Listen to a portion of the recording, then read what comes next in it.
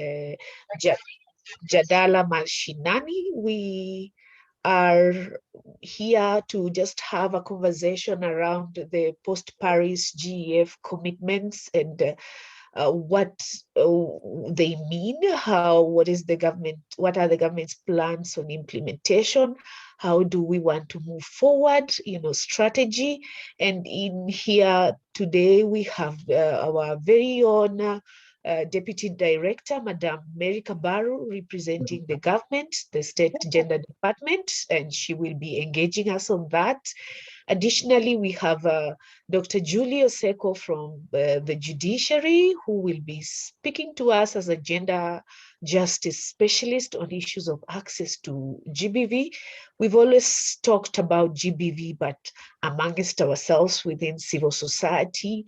But now this Kenya Forum thought it would be wise to have someone from inside the justice system engaging us on this to just help us develop or improve the way we engage and also just provide their lens on these matters.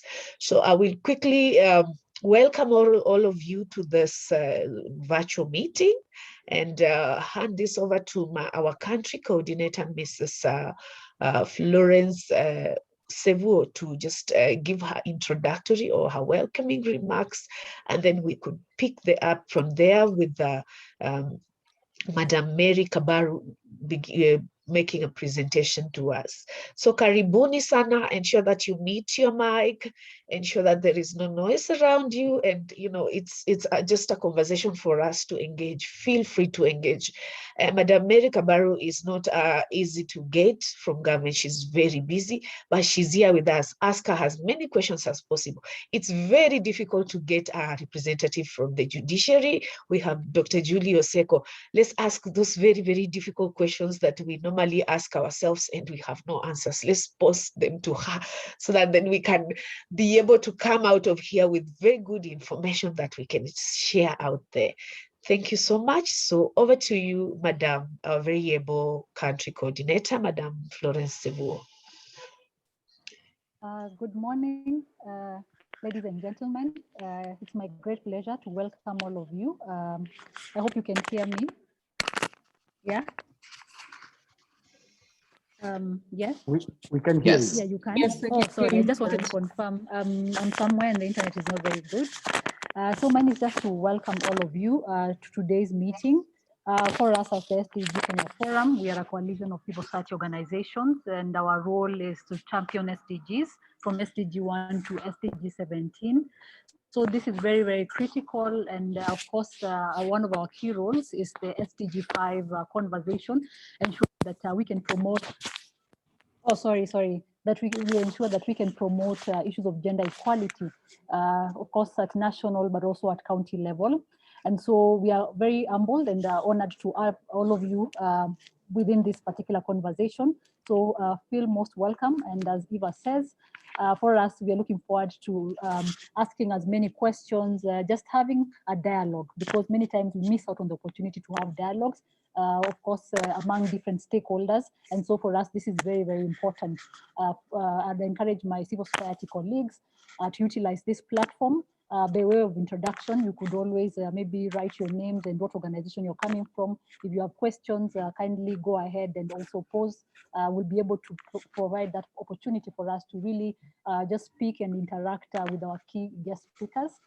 I'm personally very excited and waiting to just listen in from our speakers today and the kind of wealth of knowledge they are bringing to the table, but also from our own perspective, some of these things that we've been grappling with. How then do we ensure that moving forward, we can have a collective conversation? And so towards today's theme on the issues of generation equality forum, for us, as you all know, the global commitment and launch that took place in July the 2nd of 2021. And so the 5-year commitment, of course, talks about how then can there be over 40 billion, confirmed investments towards issues of gender equality. How can young people, different stakeholders, government, civil society, private sector, come together and sort of just push or sustain momentum in terms of issues of women and girls. And so today, as we speak, for us as Kenya, we have to start looking, beyond just the usual. What are the positive historical shifts in power and in power perspectives and so forth?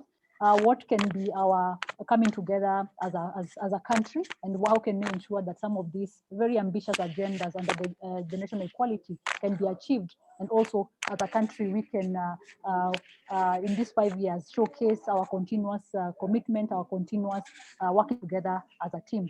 So colleagues and our guest speakers, for us as a forum, we are looking forward to this conversation, but also to just coming up with practical action, moving forward as a country, and also linking to global and regional spaces. There's a lot being done from other spaces, and so it would be good for us also as Kenya to ensure that we can accelerate momentum. We are always known to be very ambitious, or to be pacemakers, and so it's good for us to really take this as one of the things that we are doing for the issues of gender equality in this country.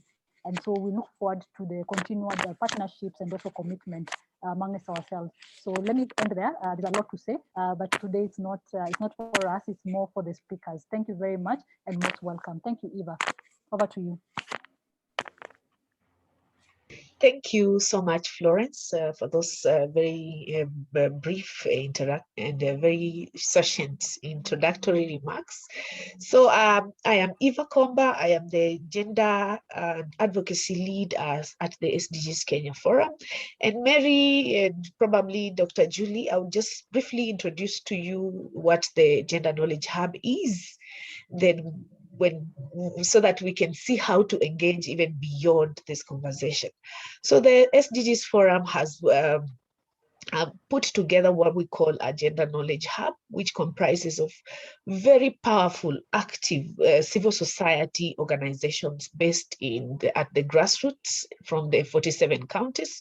So we have representatives from Marsabit all the way in Ileret. We have Lamu, that the representative has to use a boat to come to cross through the island and be part of this conversation. We have Mandera, we have Garissa, we have Loitoktok, we have Serare in Kuria, we have Kisii, we have Busia. All those civil society organizations come from those counties, and we work together to champion and advance SDG 5 at that level. So the approach here is a bottom-up approach, where the hub speaks to us to inform policy, to inform priority, to inform practice around advancing work on gender equality and women empowerment. So it's their vehicle for engaging. Most recently, the hub participated in the participated in the Paris conversations. The forum was able to facilitate the members with some bundles to engage in the conversation. And for me, that was very, very, very, that was a key achievement to have, even within the context of COVID, members from the grassroots of organization being part of global conversation. So the hub is there partly to disseminate information and also to learn from each other, to network, to engage government and at both levels, county and national level, to even issues to advance issues of mentorship, to advance issues around just even mental health amongst ourselves. So it's a family that is growing, and we have in it regional representatives, countries such as South Africa, Malawi, Zambia, Nigeria, South Sudan, Somalia, who also just engage, and mostly we engage them during the 16 days of activism. So I present the hub to the other members and urge anyone else, any other grassroots organization to be part of it. So I want to invite Mary to make her presentation, and then request that the members present to just post their questions in the chat. I've already received some questions through email that I will also be posing to the speakers for them to get their responses on the same. So welcome. So thank you very much, Eva, and thank you very much, everybody. First, I just want to say that I'm really, really delighted to be part of this discussion today, where we are looking at the generation equality in terms of the commitments that Kenya made, and also in terms of how we want to carry these commitments forward. And just as an introduction, I would want to say that the generation equality, like we all know, most of us here know, is being driven by 6 coalitions: economic justice and rights, bodily autonomy, sexual and reproductive health and rights, technology, innovation for gender equality, feminist action for climate change, feminist movement, and gender-based violence. And within these 6 coalitions, Kenya is a leader in the gender-based violence coalition, which we are carrying forward with other 7 leaders from the member states. We have the United Kingdom, Iceland, Uruguay, and then alongside other non-state actors, development partners, UN agencies, civil societies, including women rights organizations, young people, of course, who are very, very critical in this process, as well as philanthropists. So one would want to ask the question, why did Kenya join this particular action coalition on gender-based violence? One is that we do have a very, very good constitution, which really prohibits all forms of discrimination and even violence, and protects and promotes the rights of both women and men, girls and boys. And then number 2, ending gender-based violence and harmful practices such as female genital mutilation is a major priority of the government of Kenya. And it is a key flagship project of the Kenya Vision 2030, and it is consistently factored in the 5-year medium-term plan of the vision, including the current plan, which is running between 2018 and 2022, that is under implementation. And then, of course, we are in this action coalition because we are there to support the commitment made by His Excellency the President and that of his administration to end female genital mutilation by the year 2022. Very, very ambitious, but we're asking ourselves, can it be done? And how can we pull this together to ensure that it's not only the government pushing this forward, but we are working with all stakeholders, because generation equality is about multi-stakeholder, multi-sectoral approach. So that is another reason. The other one is that we've also made other commitments as a country.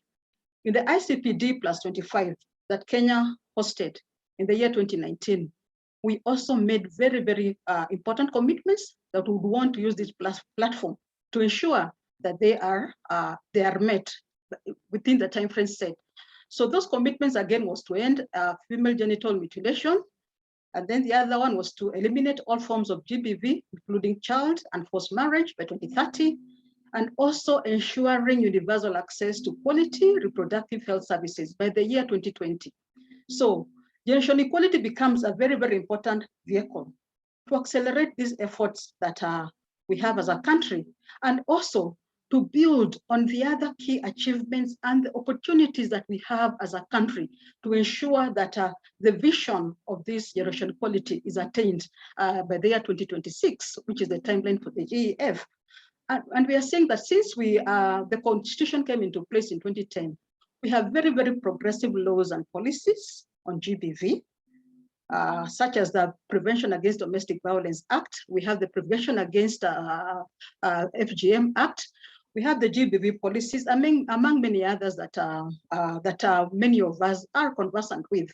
And then we've also have opportunities like we do have the national leadership support in addressing GBV and FGM in the country. And we do know that for the first time, we are seeing resources being allocated to this work by the government. And then, of course, we are saying that we also have goodwill from various actors, including development partners who are supporting GBV prevention and response in the country, a very good opportunity.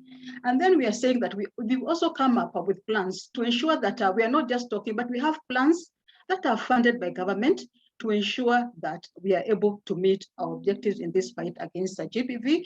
And we've also set up structures such as the multi-technical committee, which has been set up to implement the plan that is supporting actualization of the president's commitment to end FGM by 2022. We also have an interagency program on prevention and response to GBV, which has been allocated an initial 200 million by the government. And then we have vibrant or other structures that are working to ensure that we are able to address the issues of GBV and FGM, such as the Gender Sector Working Group, the County Anti-FGM Steering Committee. And then we are also undertaking various campaigns, which we have escalated through community dialogues, mainstream and social media, which so far has reached about 23 million Kenyans in the country. And then, and of course, the campaign has also been engaging young people and including male engagement. And apart from that, we've had, for example, developed guidelines for the establishment of GBV recovery centers across the 47 countries. We have regulations to operationalize the prevention against domestic 2015. And in the situation of the COVID-19, we have ensured that GBV has been categorized as an essential service in this situation. So we are saying that as a country, we are building on this to be able to accelerate our efforts to end GBV and FGM within 2026 and beyond. So we came up with 12 commitments that were launched by His Excellency the President on the 28th of May, and again at the global GEF meeting that took place in Paris between 30th of June and 1st of July. And like we all know that as a country, we were applauded for setting the pace, not only in announcing bold commitments, but the commitments that are based on financing, policy, advocacy, programming, seeking to build on the progress that we I've mentioned earlier, and also seeking to address the challenges that we are still faced with in terms of ensuring that there is total elimination of GBV and FGM. So in terms of the commitments, which I will not go one by one, I would just want to say that the commitments are one, on ensuring that we fully implement the GBV laws and policies that we have in place, because what has come out of all these processes is that countries have policies, we have laws, including Kenya, but how is the implementation? How can we ensure that we fast track implementation of these laws and policies? And one of the things that we've indicated there is that we shall have a GBV target put in the government performance contracting by 2022, so that duty bearers can be held accountable in terms of the implementation of the laws and policies. And then the other one is on financing, where we are talking about an investment of Kenya shillings 2.5 billion for prevention and response to GBV. And then also increasing that allocation to 5 billion by the year 2026. And then we are saying that this will be done through a co-financing model. And then, of course, there are also some funding that has been put there of about 100 million Kenya shillings every year for GBV research and innovation, because we are saying research is very, very key in terms of informing the policies and our programs and various interventions we are carrying out as a country. So funding this aspect of the GBV work in the country is very, very important. And then on the issues of data, we want to see a module in the Kenya Demographic Health and Survey, which is being developed so that we ensure that GBV data is well captured in that particular survey. And at the moment, we do know that there are tools which are being developed, and we want to ensure that this is happening. So this is a conversation that is going on, and we'll tell you in terms of how we intend to proceed with that. The other one is on service delivery. The commitment is to integrate GBV services into essential minimum package of the universal health coverage. And then scaling up the National Police Service integrated response to gender-based violence, because we are saying we would want to see that polycare in all the 47 counties. And then, of course, establishing gender-based violence recovery centers and shelters in the 47 counties. Those are the commitments under service delivery. And then the other one is on leadership and accountability. And this is by institutionalizing the generational equality country leadership structure. Because as we speak, we do have set up a structure that is supporting Kenya's engagement with the GEF. And we have the National Advisory Committee at the highest level. And then at the second level, we do have the National Steering Committee. And the composition of these two committees is very, very diverse because we have government, we have civil society, we even have youth, we have private sector, we have UN agencies. So we can say that the representation is good, but we would want to see that this structure stays on until the year 2026. And then we also want to see whether we can cascade the same structure at the county level. And since we are talking about that, it's very, very important to take note of that so that we can also get your views on that, because today we are talking about GEF mashinani. So in terms of carrying these commitments forward, one is to say that generation equality, it is intergenerational. It is a multi-stakeholder initiative.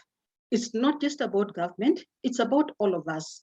We all have a stake to see that we accomplish these commitments along the other work that we are doing to make this a reality in the next 5 years. By being part of it, by taking part even at the individual level to see, and to see also how we can hold each other accountable, because we do know that we also have other stakeholders who have made commitments, and we want to see that these commitments are achieved by within this time frame. So in terms of the roadmap to implementing of the 12 commitments, we have initiated a roadmap on how we want to ensure that these commitments are achieved by the year 2026.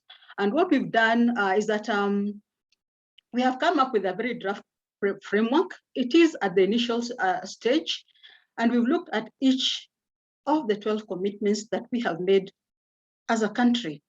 And under each, we are saying, under commitment 1, for example, on GBV laws and policies, what have we done? What are the achievements in this particular area? And then we are saying, what are the challenges? And then the other question we are also responding to, what is the action required to be able to address these challenges? Who are the actors? What are the resources required? And within which timeline are we going to ensure that these actions are achieved? So it is, like I've said, it's a very, very draft document. And for inclusivity, we are saying that we'll also need your feedback. We shall engage you to ensure that you are also part of this framework, because we are saying we want to deliver on these commitments as one country. And then the other thing we intend to do is to develop an accountability framework on how we shall be reporting on implementation of these commitments. For example, how often shall we be reporting? How will we be working together to develop the report that we are supposed to submit every year on the implementation of these commitments? So this is just the initial stages that we are at. And like we are saying again, in the spirit of leaving no one behind, we shall be able to engage you in this process. Then the second part is we are also planning on regional county activations, kupeleka GEF mashinani, because we are saying that GEF is well known at the national level, but how well do the people at the grassroots know about GEF? So one of the things is to create a better understanding of the nation equality. What does it mean to the ordinary Kenyan man, woman, youth, boys and girls? What is the difference that the GEF and our commitments are going to make? What are the new things, innovations that we can bring on board, and how can we be part of the process? So we are planning on county activations, and the objectives of these activations is first to disseminate the roadmap on the 12 commitments that I've talked about, so that the counties can come up with their own priorities, because we do know that counties have their own specific needs, concerns, and their and priorities in terms of that. And we are saying for them to come up with those priorities, they'll be guided by the national roadmap that we are talking about, so that we deliver together as one. And then we also want to get ownership by getting buy-in of the leadership of the counties on these commitments.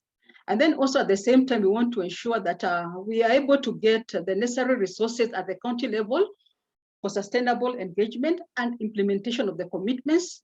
and then convene the key stakeholders for an effective, sustainable campaign on this commitment so that they're successfully implemented both at the national and county level.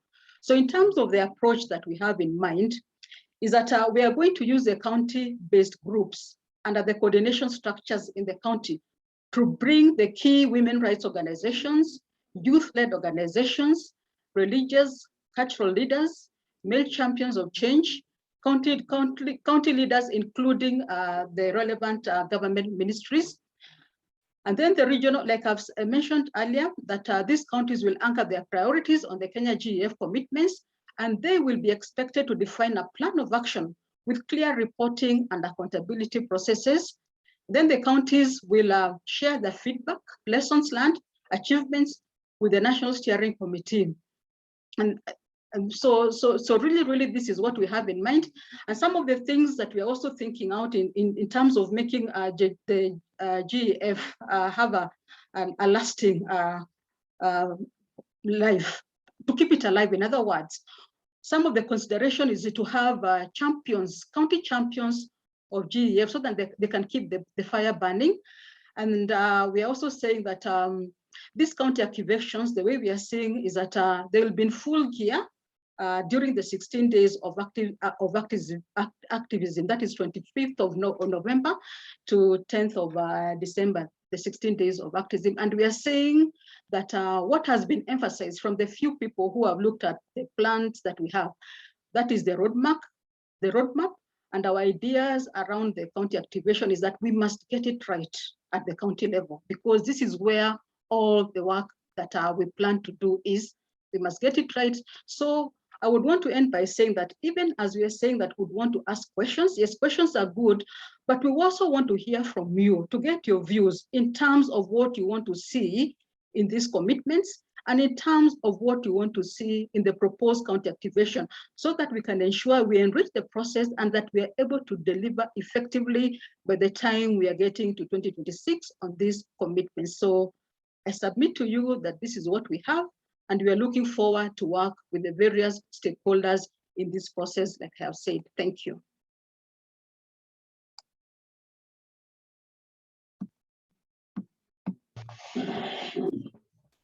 Madam Deputy Director, State Department of Gender, thank you for that very, very informative presentation.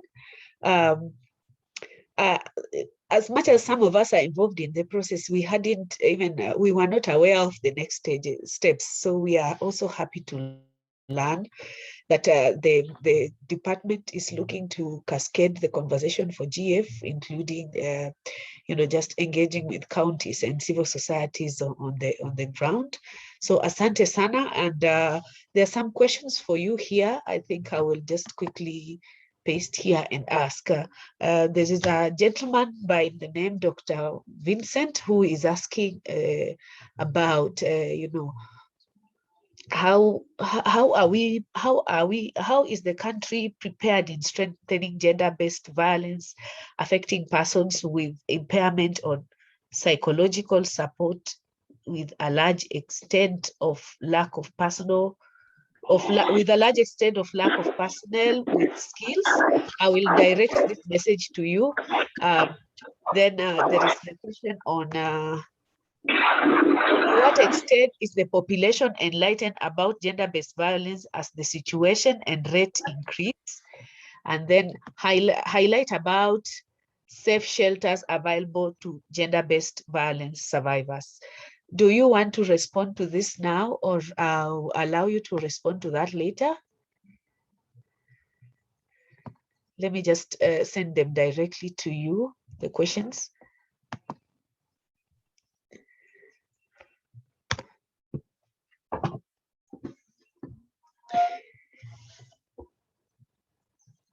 Do you have any other persons with a question to ask? Kindly post it on the chat. And if it's not possible, just send it to our hub WhatsApp group, or you can send it to me directly via message. I want to put my number here.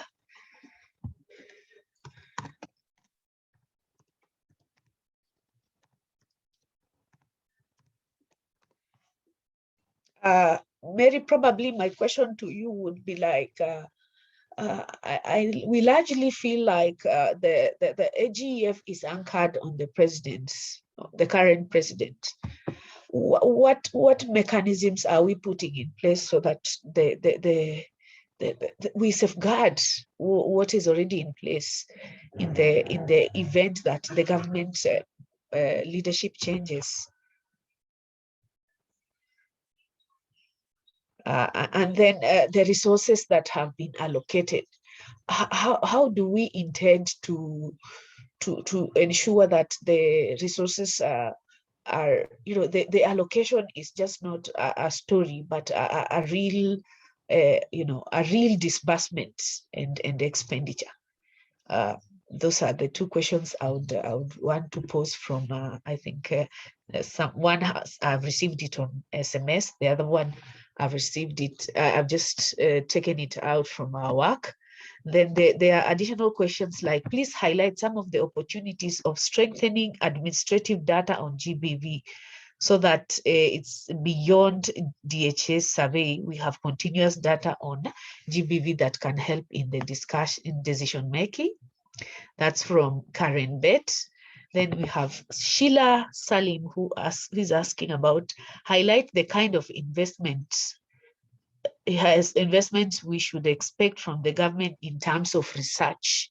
The kind of investments we should expect from government in terms of research.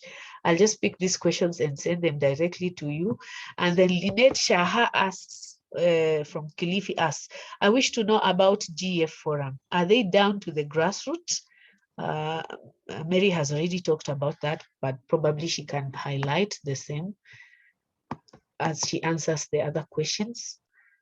So Mary, I'm sending this to you via direct chat so that you don't lose them. We don't lose them here or miss them.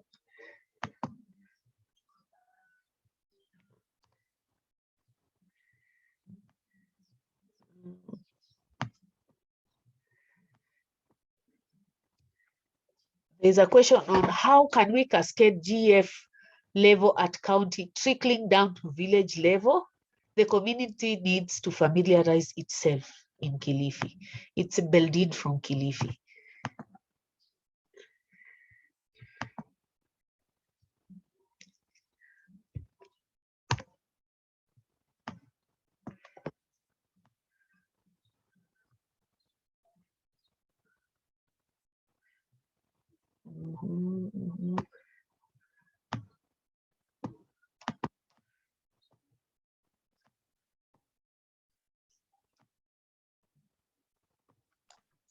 Thank you, Eva.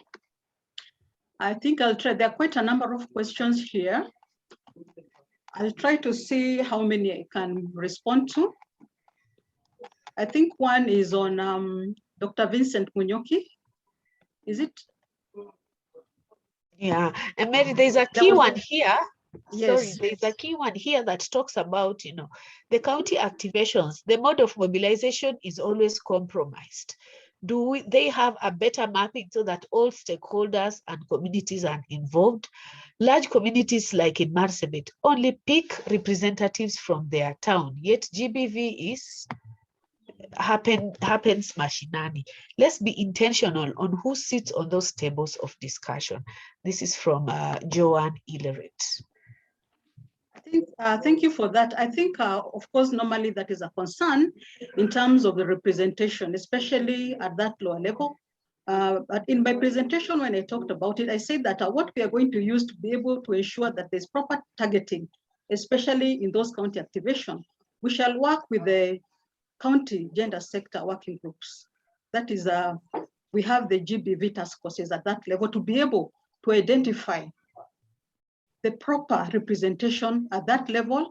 And of course, we also have the representation of the gender officers who will also be able to advise on the kind of representation so that it is representative in terms of ensuring that the county activation work properly. So that is what we have in mind. But like I said earlier, if there is a if there's any feedback on how better we can do it, being people from the ground, please, we are there to listen to your views, because this is a plan in the works. It's a plan, it's in process, and we're able to incorporate what will work best, especially at the county level, because we must get it right, like I said, and we are ready to listen so that we have very, very successful county activation on the Generation Equality Forum at that level.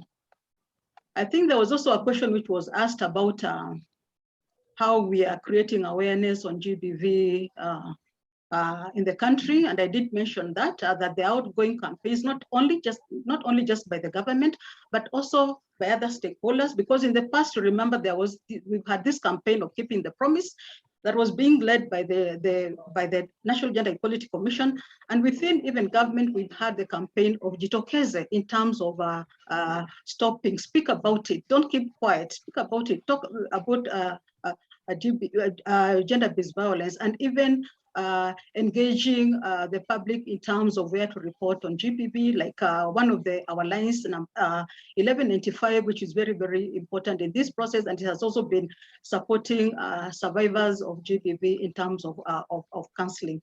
So those are some of the things that we've been doing around that. Eva, I don't know if there's another critical question. Is it the one of funding, or yeah, the one on research, and then research priorities, and then funding, and then there is one here that talks about COVID-19 has laid bare the serious inequality in society, not only in Kenya but the world, and this has had a heavy impact on the women of Kenya in terms of care work, loss of jobs, and increasing GBV rates. So GBV rates due to depressed economy, among other factors. It would be great to hear the interventions that the government is taking from a gender perspective. I think she's looking for the COVID response measures to curb GBV from an economic perspective. And this is a funding from Open Society. Thank you for that. I think for the first question, I did mention that under the commitments, we do have that commitment that had been made on investing 100 million every year on research.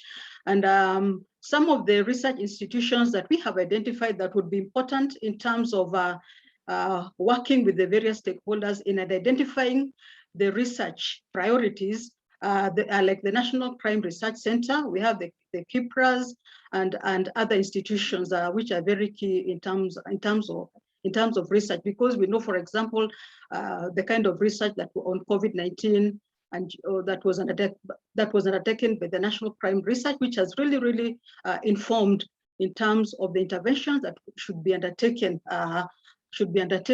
especially around this time of the COVID, because we do know that cases of GBV have escalated in the country. And some of the things, what we've been able to do within the COVID situation, like, is that to ensure that GBV services have also been categorized as essential services, which I think is something very, very good. And then at the same time, we've been able to come up with a GBV response plan to ensure that we are able to prioritize some of the actions that can be taken to address GBV within the COVID-19. And then there's another question that you did raise, Eva, that are these commitments just word of mouth? Will everything end after the current administration is over? I really do not think so if you look at the history of this country. When you look at, for example, I want to give an example, like the funds, the affirmative funds that we have. We have the Women Enterprise Fund, for example. The commitment to set up such a fund started a long time ago.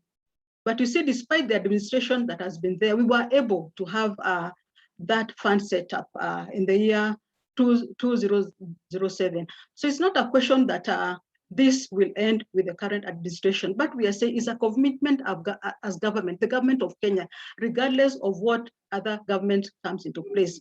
And when you're talking about, for example, of having a GBV Survivors Fund, which is one of the commitments that we have made.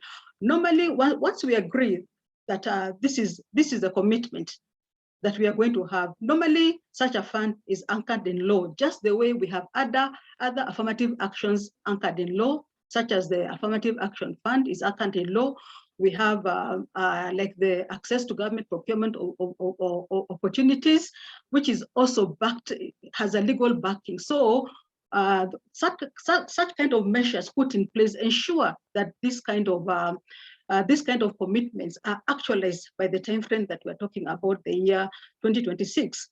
And in terms of the funds that we've talked about, the 2.5 billion, the 5 billion that we want to have by the year 2026, what we've also indicated in the commitment is that we are going to have an accountability framework to be able to track on the disbursement of those resources and the utilization of those resources. So this is work in progress, and we'll ensure that we do have an accountability process that ensure that the funds are well expended. So those are some of the responses I would want to make as of now.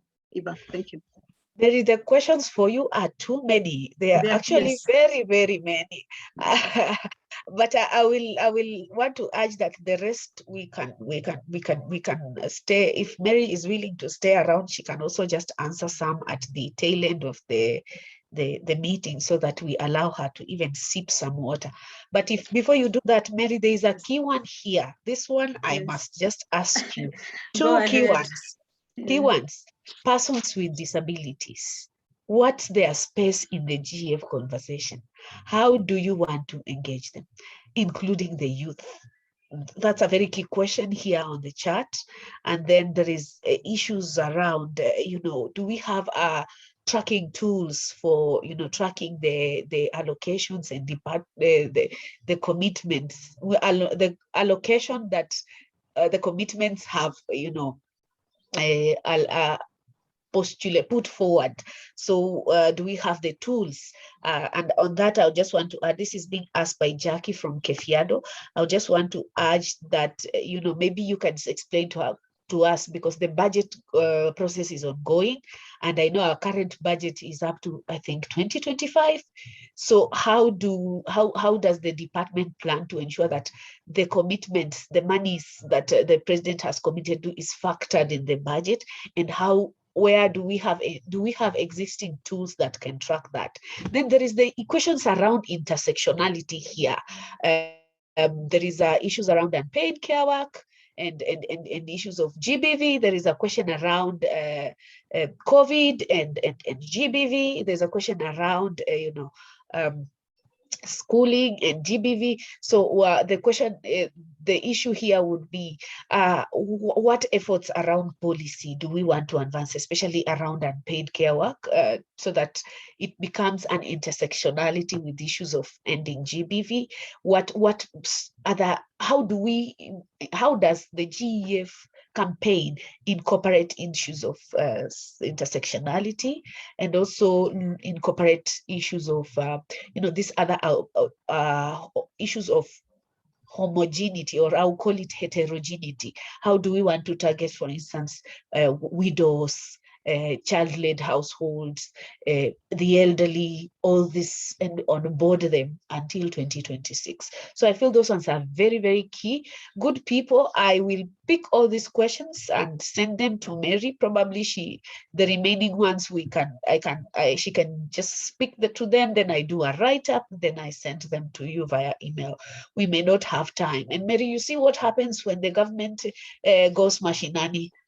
Unaulizwa maswali mpaka jioni. It is the only opportunity you have grabbed government. So you must ask them, and they must respond to each and every question. Thank you, Eva. I think they're good questions, by the way, because they are also thought-provoking, and they also tell us in terms of where the gaps are and where we need to do better. And like you said, I think it is important that we put these questions together so that we are able to give comprehensive feedback, which you can also share with this hub, so that we don't leave here feeling that some of the questions are not well responded to.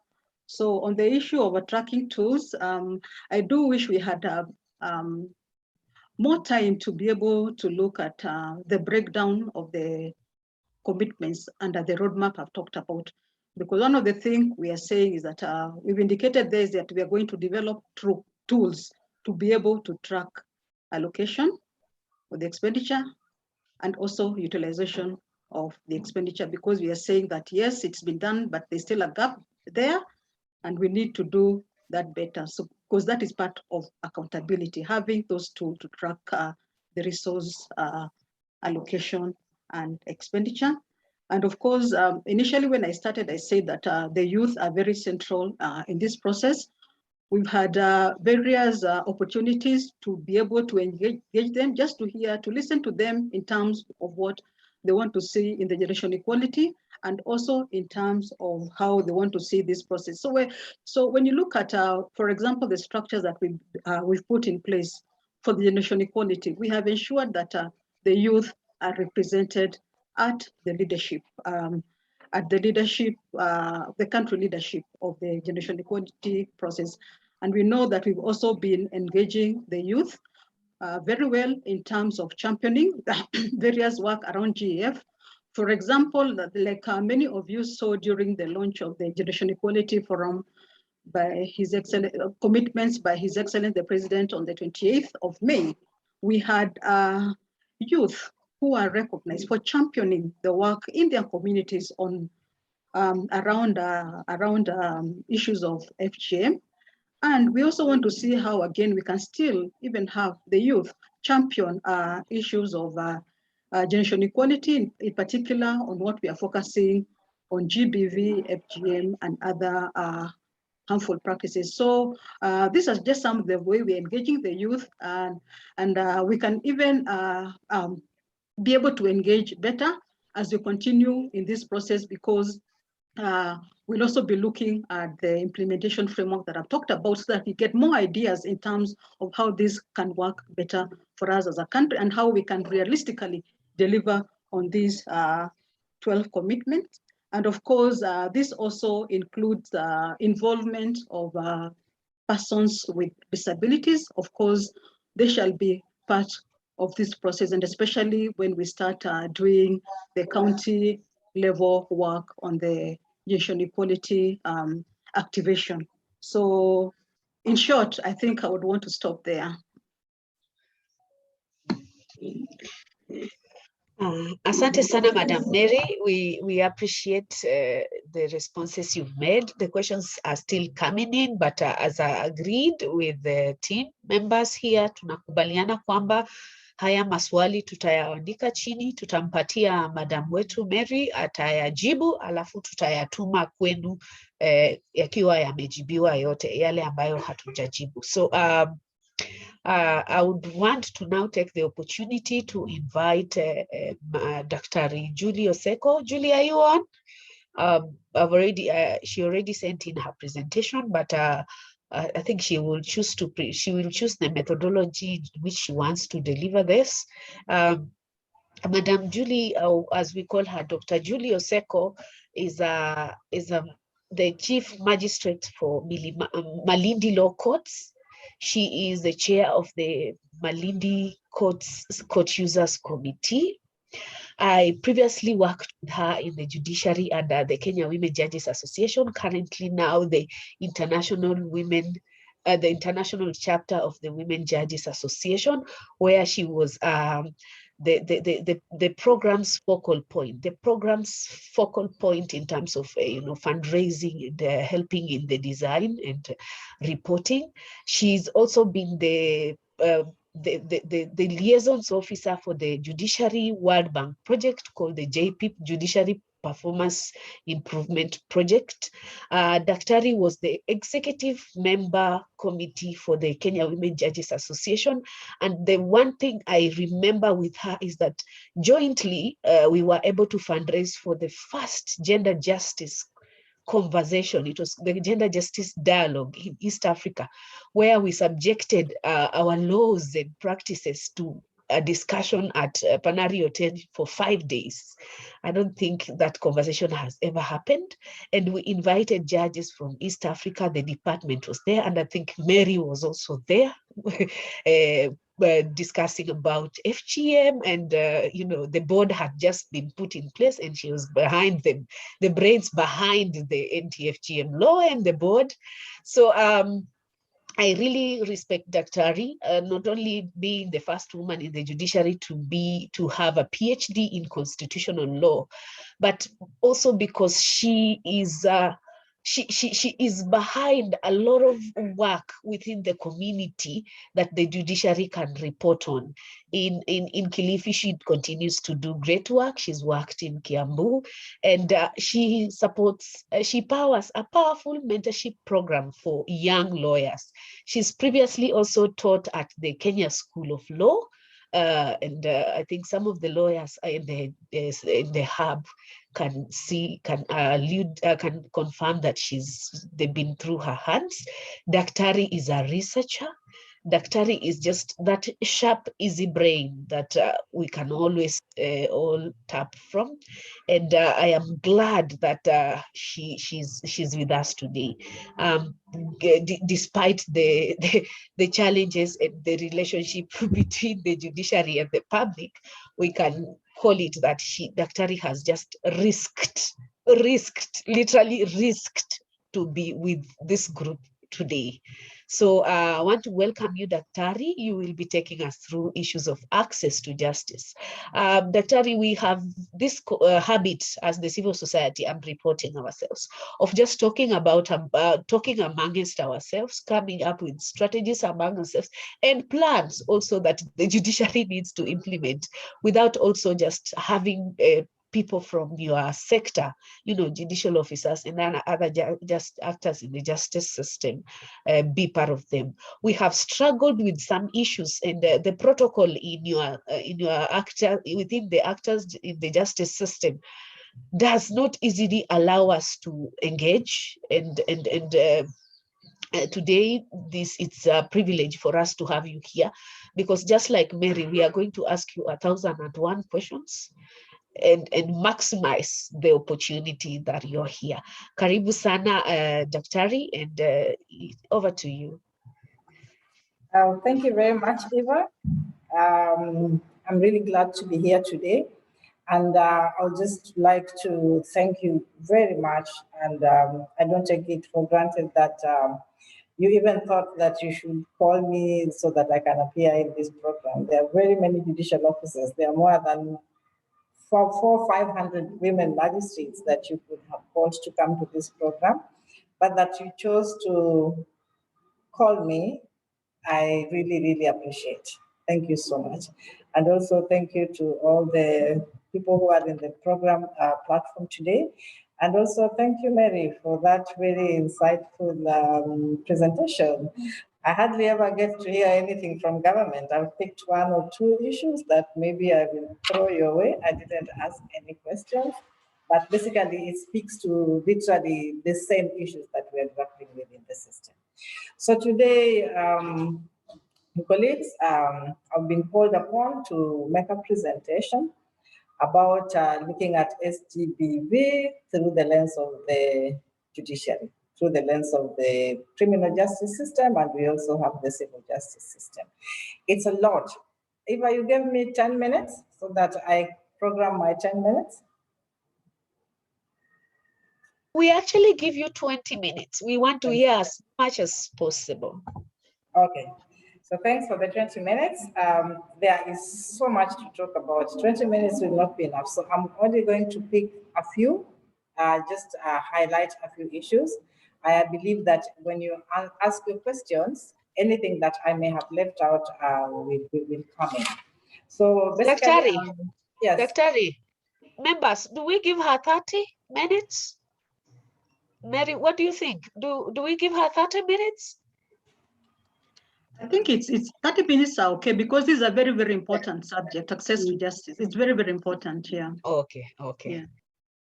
So I am the chief magistrate at, I sit at the Malindi Law Courts. And I have been in the judiciary for the last, this is my 30th year, so it's a long time. I've been in the judiciary constantly. I don't know any other job. I just know this is the only job I know.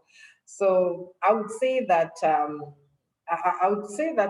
I'm pretty competent to talk about this subject, because I started dealing with SGBV when I think I was 23 years old, and I was a district magistrate. And this is one job I have done all the time, and I love it. That's why I am still here. So Kilifi County, as we all know, we have courts in Kilifi County. I'm not the only court in Kilifi. We have Kilifi Magistrates Courts. We have Kadoleni Magistrates Courts. We have Mariakani Magistrates Courts. So we have those 4 courts serving the entire Kilifi County. So you start seeing the picture. And in those 4 courts, we have, in terms of magistracy, we just have about 10 magistrates. Kilifi County starts from Mutwapa, if you know Mutwapa Bridge, okay, all the way to past Malindi, bordering Tana River. So it's quite big when we talk about Kilifi County. Having 10 magistrates, 1 judge. So I just want to put that as a precursor so that by the time we talk about delays in delivering justice to SDB victim, it's a really a big challenge, because cases will be here like for more than 4, 5, 6, 7 years. It's not an excuse, we are doing our best, but it's good to start it from that perspective.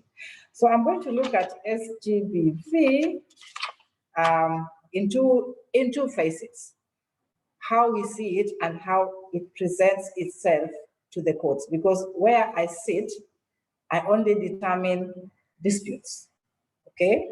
I don't give donations, I only determine disputes. So basically, what is the judiciary about? Okay, what is the mandate of the judiciary? Because that is where we come from, so that you know how we are supposed to kick SGBV out of this country. So our mandate is to expeditiously administer justice to all, irrespective of status, to protect and promote the purposes and principles of the Constitution, to promote alternative forms of dispute resolutions, including mediation, reconciliation, arbitration, and also traditional dispute resolution mechanisms. Those 3 are the core mandates of the judiciary. And the objectives of the judiciary is to provide access to justice. So the topic that you have chosen of access to justice is one of the core mandate objectives of the judiciary. We are also supposed to provide quality justice, and we also promise to ensure expeditious disposal of cases. So basically, that is what the judiciary is about. So I'll just go straight to the point. When we get touch base with SGBV, we touch base with those issues when they come to court. We touch base with them from the point at which those matters come to court. So we now can see in the criminal justice system, which is in terms of criminal law, we have different cases. We have cases of assault, we have cases of rape. Rape is relates to others. We have cases for defilements. Defilements is any child who is under the age of 18 and below. We see them in issues of cases of child neglect. We also see them in cases like suicide. You may think that suicide is just somebody goes to commit suicide, but maybe they are suffering some psychological or physical violence that will drive them to do this. So we also are able to look at them through that lens. Divorce cases, also there. When you do divorce cases, you also see instances, we see them in inquests. Inquests also will give you an insight in why somebody has died. And in there also, we look and see a lot of issues of GBV. We see them in civil cases. We see them in labor disputes. We see them in divorce. We see them in matters of succession. And violence is not just physical, it can also be psychological. So in those cases, you will find in succession cases, a lot of gender-based violence in terms of psychological aspects of it. We look at it in the land cases. We actually have a lot of land cases here, and so quite another chunk of it is gender-based. Okay, it's gender-based. Quite a chunk of it is gender-based. For example, I'll just give you an example. You will find maybe a husband has died and left the wife, and the wife is inheriting process of inheriting that property or potential inheritor of that property, and somebody can just come up and say she's a witch, and the next time she's dead. It's very, very serious. In fact, 95% of our murder cases in the High Court are the criminal cases are murder cases, and those are caused by somebody calling another one a witch. So in terms of culture, these are very serious things, which in other jurisdictions where I've worked, I never saw them this way, but I see them here in Kilifi because I'm talking about Kilifi. So there's quite a lot of gender parity in terms of SGBV. So in the way we touch base with SGBV is through those kind of cases that now are brought before us to determine those disputes. So I'll go to the issue of, before I go to, I wanted to put it this way: I have challenges, then I have opportunities. I was asked to say, what have we done right? And then we have the status of GBV in Kilifi. So these courts, when I talk about Malindi Court, we sit in a CUC with all the other courts. So I can assure you that the issues that, the manner in which we are handling our cases in Malindi is the same manner in which all the other 4 courts that I have mentioned are handling their matters. The strategies that we are using to reduce the SGBV in Malindi are the same strategies that are being used by all the other courts. So this presentation goes across the board, and I can confidently tell you that that is what is happening in Kilifi County. So when we talk about the status of GBV in Kilifi, I would say that the status is dire. Dire is the word that I would use. It's a very, very serious issue. And just by way of example, I am going to give you that. I'm just going to give you this example. From Monday to Friday, we register pleas. Those are criminal cases that are registered for the first time from the police stations. And I don't think any single day will pass without a case involving gender violence, and in particular, sexual violence. Okay? So every day we will register an assault, it won't miss. Every day we will register malicious damage. Every day we will register a defilement. And out of the cases that we register for a whole year, 80% of them are GBV related. So I'm talking from the view of the court. Okay? 80% of those cases are GBV related. And to make it worse, 60% of those cases are cases of sexual violence. So basically, this is what I come here to do every day, every day in the morning. Okay, 60% of them are sexual violence. And I'll just give you an example of the statistics for the year 2018. 2018, just in Magarini sub-county alone, we have several sub-counties in the county, but I want to give you an example for one of the sub-counties. We have Magarini sub-counties. There we had the cases filed, the total criminal cases filed were 214, and 169 of them were defilements. So literally that is what we deal with. So if you see my presentation is a little bit more skewed to that side, okay, then you'll see exactly where the hotspot is and which we are putting quite a lot of focus to just protect the child. So that means it's about 79% of the cases that we do are STDV related. And that is one of the reasons why I'm saying that this is really, really, really dire. Okay? The civil cases is even worse, I think, because other than advocates having offices in Malindi, you see civil, most of them is very heavy on legal representation. But then you clearly see that most of the advocates have their offices in Malindi town. And if you look at the map of Kenya, Malindi town is a bit very far from the hinterland. It is at the end. It's at the, I call it Mwisho. Just you leave Malindi, you are in the ocean. So the people you are serving are basically in the hinterland. And then you will not even have the councils having their offices down there. So you can clearly see a lot of things that go on, a lot of violence that go on, where victims are unable to access justice, because access to legal counsel also is an access to justice. So probably I will go back to Mary to find out what are they doing about legal aid that can help the people from the hinterland and the people who really are so poor and they can't even make it. So those are issues. In terms of, when I talk about defilement, why I'm saying is that half of the girls who are defiled get pregnant and they have children. Okay, so a lot of our focus is in this area, and most of the victims are children. We don't register too many rape cases. I think the last 5 years, I've only done 3 rape cases in my court. I don't understand why. Probably the civil society organizations can tell us that they are the ones on the ground, but most of what we have are cases of defilement. The causes of this SDVB, in my view, are, in my experience, culture, drugs. As you know very well, this is a drug hub.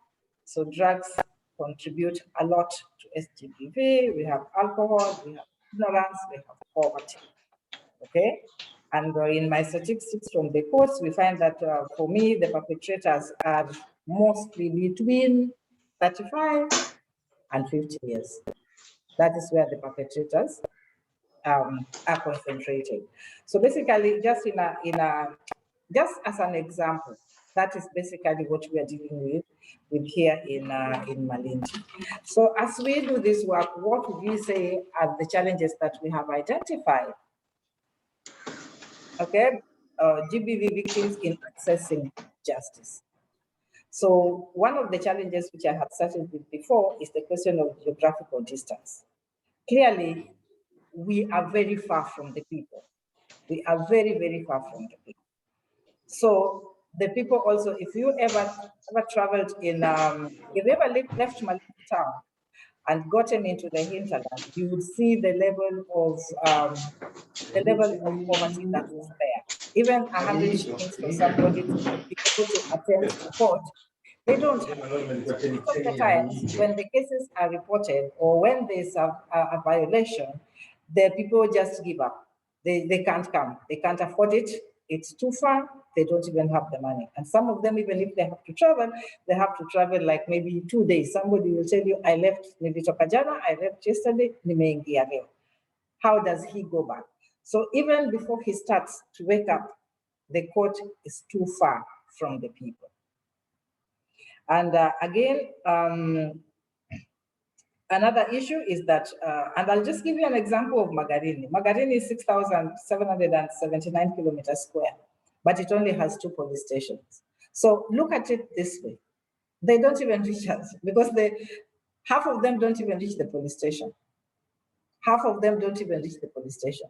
The police station which serves them is, I think, 50 kilometers from here, and another one which is about 70 kilometers. Yet we have another 300 kilometers to the hinterland. How are those people being sorted out?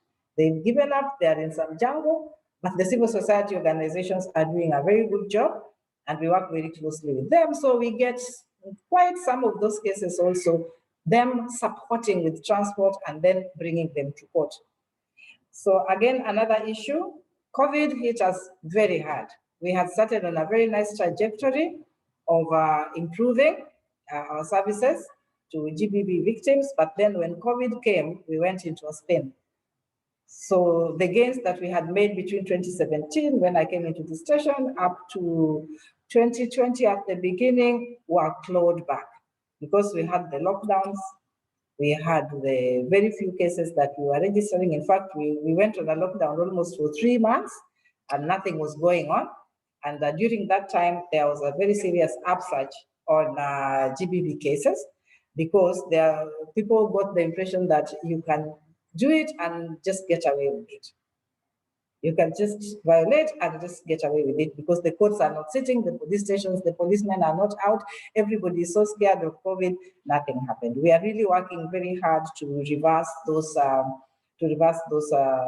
gains, the clawbacks that we already are experiencing. Another issue is early marriages, because you will find, you see the way we have a lot of defilement cases, and there's a lot of poverty. Girls tend to get married very early.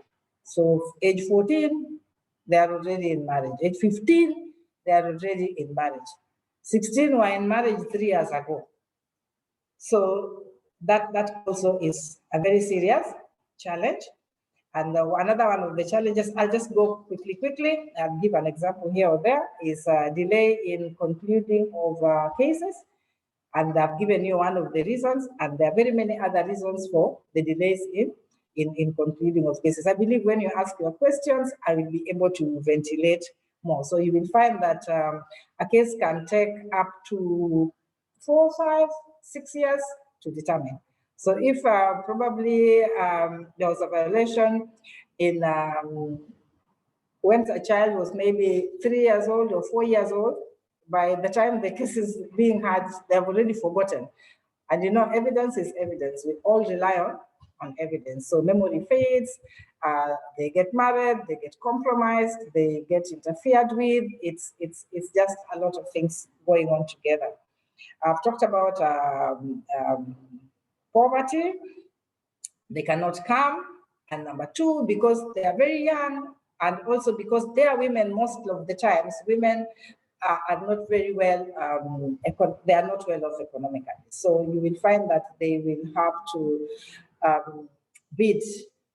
They will just have to agree to be used and then agree to be misused. No, they don't agree, but they don't have any otherwise. What can you do when you don't have the capacity to do anything? So economic empowerment is key.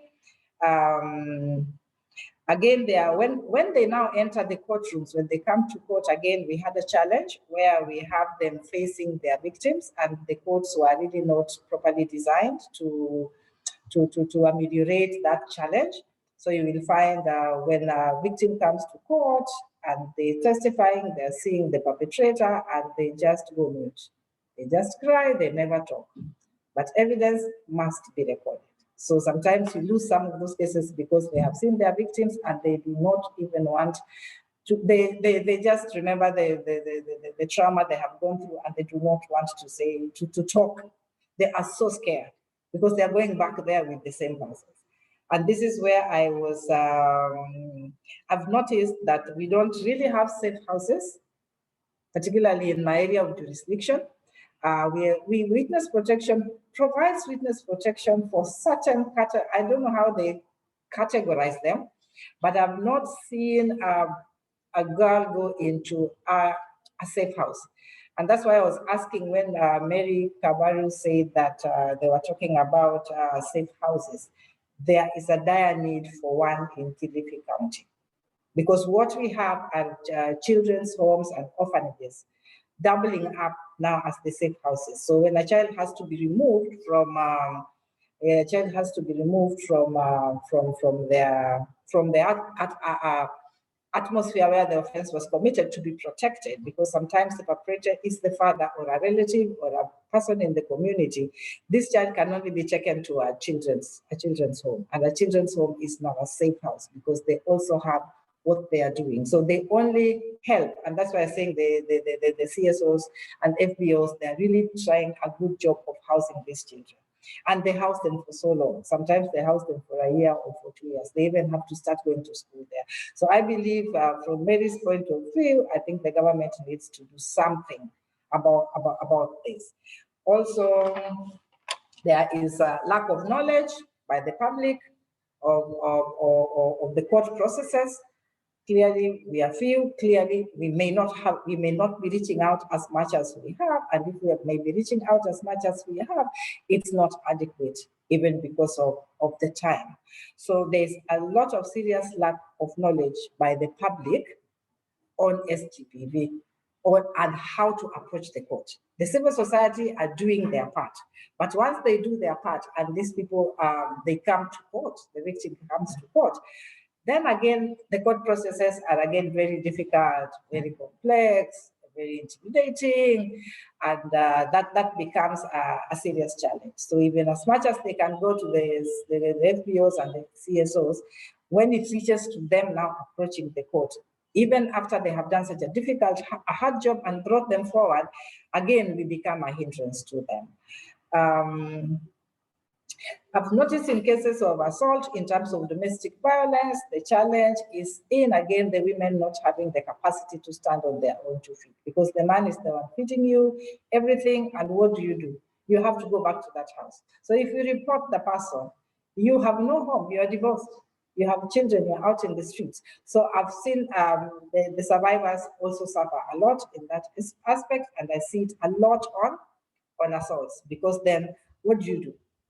What do you do? So I think as we are talking about women in general, that is really important, a problem we're having in the judiciary. So however much we may try to reach out and do the punishing and make them account for their actions, we may be unable to do so because they are not willing to come forward, and everybody is just staying back where they are. Also, there is a question of poor presentation of evidence. Also, that also is a lack of knowledge on how to preserve evidence. Okay, so somebody may be beaten, somebody may be assaulted, okay, but then they wash their clothes, they have thrown everything into the pit latrine, they have disposed of everything, not knowing that that is what is important for the court to have, to be able to have good evidence, to be able to convict somebody. So sometimes some of those cases we lose them because of that. Also, the issue of doctors, the issue of filling the P3 forms and filling them correctly is an issue, because I think we need to do a lot of work on sensitization to see what information goes in, because the amount of information that goes in will determine the strength of your matter before the court, whether it's a civil case or whether it's a criminal case. It's always important to have information on how to preserve your evidence, whether it's a document, whether it's a dress, whether it's a panga, whether it's a bloodstained instrument. It is important to appreciate how to preserve this. This, again, is an issue and is a challenge. Doctors are also absent. I think last year, I think the doctors were on strike for almost a year. There was this famous doctor strike, and all matters were held in abeyance for about a year plus. And it is very difficult to dismiss a case when a P3 form has not been presented to the court just because a doctor is on strike. So most of the times we just waited. But as we waited, that access to justice in terms of expeditious dispensation of justice became a problem. We have issues with persons with disability when they come to court. I don't think there's a challenge in that their specific and special circumstances are not taken care of, because probably in the judiciary, we may not have that capacity to be able to understand them. We don't have brailles for somebody to write for themselves. They are deaf. We have issues with the interpreters. So it also delays a lot of cases, because you can take 2-3 months looking for a deaf-dumb interpreter, and you can't even find one. I found one, and after that, I looked, I can't find another one. Okay, so they are really, there's a challenge, and they are a very special group, and they need to be catered for. I've said about interference by perpetrators, and basically, I'm looking at my time, and I think the rest, on that issue of challenges, I've just picked a few. Okay, I would go for 1 hour, but I've just picked a few. So probably let us look at Daktari, yes, Daktari, yeah, I find the challenges very rich. You know, it is something as simple as a doctor strike costing GBV cases. So I would yes. love to hear more, because what you're talking about is not out here in the public. So I would love to hear more. We have another 30 minutes to go. So you can still go on the challenges, and then we can give you another, let's say 15 minutes or 20 minutes to finish up. Okay, so when we talk about this issue of the doctors, for me, I find it very, very serious, because you will find that when a P3 form is not properly filled, okay, when a P3 form is not properly filled, then that P3 form, or the first point of call, is usually the clinic, the local clinic, and therefore you have treatment notes. There's this book, somebody goes for the first time to see the clinical officer, and then the clinical officer records what the child says. It's usually most of the times not very exhaustive, okay? Because then it doesn't sometimes reflect with what the child is telling the court, and then it starts creating issues of the child is lying, or the victim is lying, or is not lying. Okay, so it becomes an issue, because then the clinical officers need to be trained to understand the importance of filling a P3 form, and how to fill it comprehensively. Because what you will see is hymen missing. Hymen can be missing from a play, okay? Hymen can miss from insertion, inadvertent insertion, or fingering, which may not necessarily have been by somebody, but that hymen is missing. So even the look, the state of the child when it is of the victim, be it a child or a woman, an adult, when that person is taken there, is important. It's very, very important.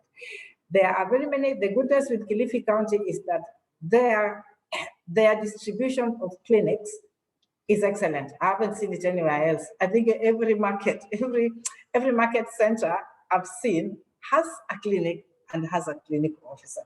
And that is something I've not even seen in my own village. Okay, I didn't even see it in Kiambu where I was working. So they get the first aid, but then what is recorded there is actually not comprehensive enough, okay, and does not capture what the court would require to be captured. So that sometimes leads to losses of cases. But then again, we have the doctor strikes, I think, has been the worst. I think in the last, from my experience, in the last 4 months, I only saw a doctor last week. And I have more than 100 cases. So it becomes difficult. We are engaging, but I don't know, maybe they are less or I don't know. I think they're less or something. So it becomes a big problem and a very serious challenge. Another one is this issue of parents interfering with the situation of the girls. Because you will find that when a matter is reported and the matter is brought to court, the first person to interfere is the parent. That is the first person who will hide the child, okay? Who will take the child away from the jurisdiction of the court. They go as far as Busia. Who will marry them off to this other, to the perpetrators. And we are struggling a lot with that. Because therefore, even the little that you can say, you get into your grip and you do something about, is slips out of your fingers. Leave alone the ones that have not been leave alone the one that has not been the ones that have not been reported for the reasons that I gave. So doctors is, to me, a very serious issue. P3 forms, they are filled the same way. It's one sentence, one thing, finished. Hymen missing, hymen broken, Nothing says anything about, and the history that the child gives, the narration that the child gives to the doctor is also important, because that narration should be as close as possible to the narration that the child gives to court. So if the child gives to court a more comprehensive narration of how she acquired her injuries and what she was like bleeding than has been given in the P3 form, then you start thinking, there's something wrong. Okay, so that area I think is needs to be seriously looked at if government is on the platform. And the issue of filling P3 forms, at least these days, the clinical officers, before the doctors, only the qualified medical doctors used to fill, but now I see clinical officers filling these P3 forms, but they are very few. I think for us, we only have 2 who we are attending to. Again, another issue that is hindering again access to justice, which I would like to share, is the absence of an effective children's department. Okay, the probation department is working around the clock. In fact, we are using much more of probation officers to do matters that are meant for children, because we only, I think, in the whole of Margarine either has 1, Malindi has 2 or 3, and they're doing everything. So coming to court is not one of their priorities. Preparing reports again is an issue on how a victim has been affected, be it an adult, be it a child. So we hardly get. I think the last time I saw a children's report was maybe 1 year ago.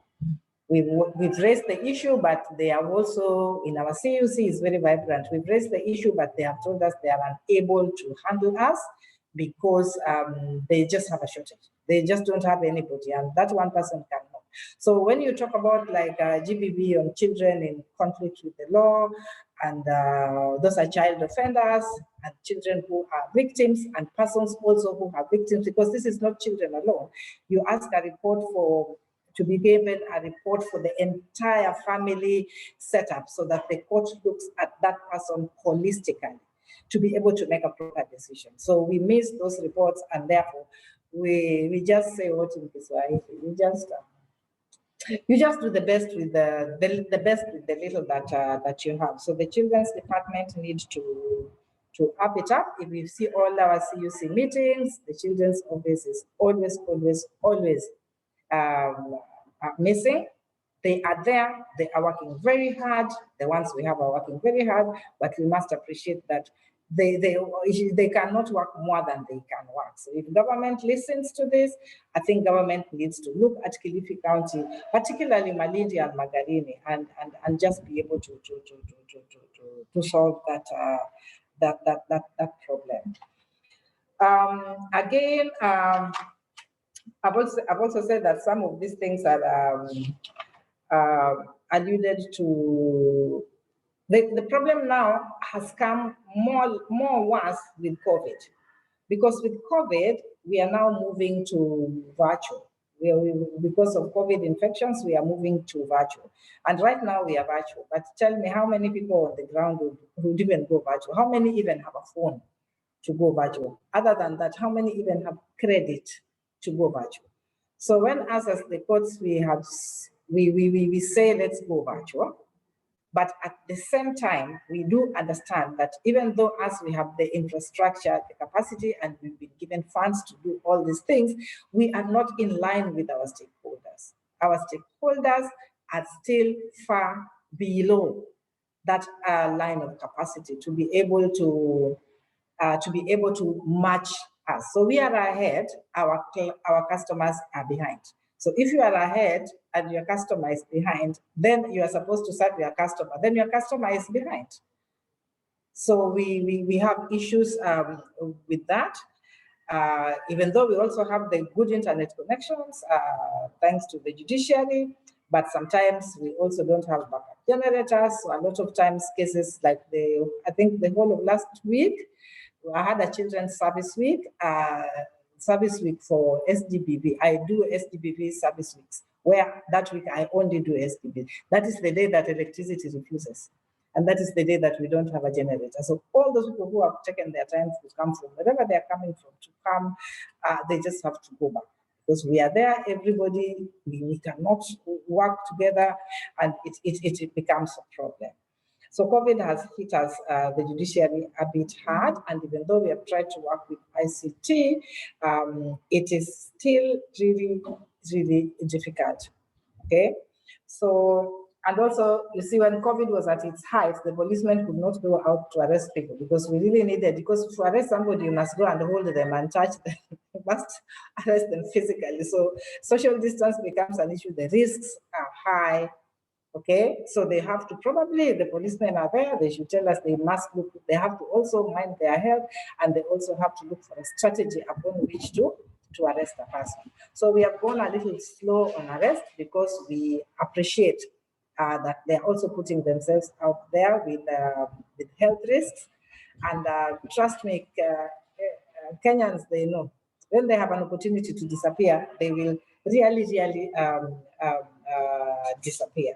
So our virtual is a plus, but at the same time we are having challenges. But I think with time we should be able to do something about it. So I'm going now to look at in spite of all these challenges, what have we tried to do? What have we as the judiciary, looking at these issues, tried to ameliorate these very many challenges?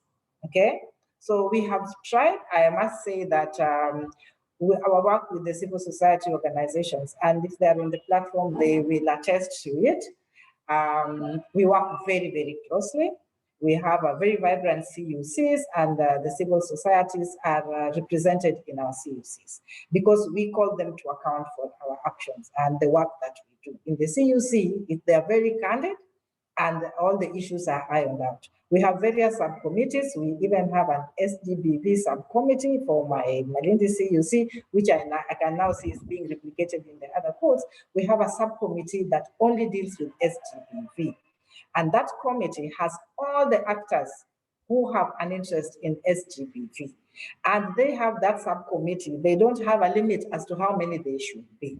So long as there's a member of the CUC, the main CUC in that subcommittee, that they do their meetings, they make their decisions, they give their comments, they see what action plans can be done, then those committees, they report to the main CUC for ratification and action.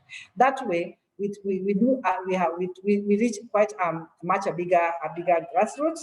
So, and our CSOs have really helped us, particularly during COVID. We have our CSOs giving us this CSO partner who gave us a full video conferencing equipment for purposes of online, and I wanted to take that video conferencing equipment to Marafa. That is where our mobile court is, so that from there we can be able to reach the outer stations, so that we can be able to serve them, be they civil or be they criminal cases that involves STPV. They have also provided some. Kietu has provided us with. First, they brought us the witness protection boxes, because I told you, children seeing the victims, the perpetrators directly, make us lose some of those cases. So we now have 2 witness boxes that were donated to us by our very good Hakietu, and the children now can sit in that box. We looked at that box for a year, then this time we realized the children couldn't speak to be heard outside, so now they brought us speakers and they brought us wireless microphones. So now children, when they are testifying, or a victim when it's testifying, because it's something, it's so traumatic, they can't talk loudly. They just talk slowly and say, oh, my name is, at least now we have the voices, it's projected. And we don't have to stress them, ask them, you add your volume. It's even much more traumatic to tell somebody add volume. So our civil society organizations are really working with us very well. They are giving us a lot of donations, and we are working with them very well. We also, we also participate in their programs, and when they go to the grassroots, we go with them. We have a GBV group, we are in our WhatsApp group, and in that WhatsApp group, if there's a meeting going out on public sensitization, I go with them. I send one of my magistrates to go with them. I sent the executive officer to go with them so that they can go to the ground and be able to talk to the people at a very ground, at that level. So that is a very excellent, and I would really like to congratulate our CSOs and FBOs in that area. We have also have mobile court. Our mobile court is at Marafa. Marafa is 40 kilometers from here. I find it is a bit near, but it really helps. So the court goes and sits in Marafa, and then the public now, they don't need to come to the court. They can just be there, and we do our cases there. We finish there, and all the stakeholders, the police, the prisons, they bring the people there. So when you take justice to the people, people see justice with their eyes. So when somebody is jailed today, tomorrow they say, oh no, justice has come close. So at least it acts as a deterrent to these issues. We also reimburse transport. We have transport reimbursement. So for us, we look at it, we do our budget, we put money in the budget enough to cover for witness expenses. So any witness who comes to court to testify will get a reimbursement of food, accommodation, and transport. That one we have sufficient budget for it. We've also tried to improve our mediation. And on this one, I know it is contentious, and I know that people may not have the same view about this issue. It's the issue of sex between 18s and 19s. It's called Romeo and Juliet situation, where the boy is below 18, the girl is below 18. This is a lot. It's about 30% of the cases that we are doing. So it is serious. And you see, since the High Court has said that both of them do not have consent, and this is an issue for debate, I think, for another day, but then we are now trying to get them to be, the DPP does gender diversion, they talk, because this is a 16-year-old boy with a 15-year-old girl. Look at that scenario. Do you take him to prison for 10 years? Okay, and this is an issue that with the advent of the Sexual Offences Act, this kind of customers need to be looked at differently. So before, we never used to take it for mediation, but now they're being taken for mediation, for ADR, for counseling, and if there's a DPP on the platform, then they should be able to tell us what they do out there. But we are now unable to convict them because it is said that even the boy does not have the capacity to consent to sex, because he's also under the age of 18. That's a gray area. I'm sure not everybody wants to agree on that area. It will be a very serious area of debate, but we are trying to handle it through ADR and also through diversion at the police station level. There's a gender desk at the police station level that deals with that issue. We also now do very consistent public engagements with the public. Because one of the challenges is that people do not understand what goes on in the judiciary. They don't understand the processes. They don't know what is bail. They don't know what is adjournment. The legal language is a bit difficult, so we do our best. We go to the radio stations, Lulu FM hosts us, take 1-2 hours, and we just talk to the people. We tell them this is the court, if you come, we do this is the process. And we have had several engagements with them. As part of our CUC activities, we go to the chiefs' barazas, they invite us. The civil society organization like Action Aid, they organize people in the community, and we all go there and we all disseminate the information about the court. We answer them their questions. We go with our statistics. We have our computer. The judiciary is now fully computerized, so you have a status of each and every case. You can't say there's no case you don't know when it is coming up. So we go with that. So if anybody has a specific issue with your clinic there, we tell them your case is coming on this day, and we try and tell them. COVID took us back a bit, I must admit, but we have tried to do that. Then we have public meetings, which are organized by they're organized by the county commanders, and we were doing quite well on that front until COVID came. We also have issues of plea bargaining. These ones, if they are not sexual offenses, we have assaults. There is a provision for plea bargaining. Instead of wasting too much time, then somebody pleads guilty, they may get a lesser sentence, or they may get some reprieve from the court. And also we fast track GBV cases, they are on our desk, they are on a fast track as a matter of fact. So that is why we have a service week only to do GBV cases. And we have them every 2 months, and each court has a timetable so that we try and mop up these cases and finish them as quickly as possible. So we give them priority. There's something also we have been brought up, it's called a special hearing. In a special hearing, in GBV cases, you fix the hearing date within 14 days of the day of plea, and then at least the victim testifies, because the chances of we realize that the victims, once you give a lot of time, they will get interfered with. They will get interfered with, be it a case of rape, be it a case of defilement, be it a case of incest, be it a case of sodomy. There is a lot of interference after that. So to stop that, we hear the victim immediately. Even if it is a wife who has been battered, we hear her within 10 days.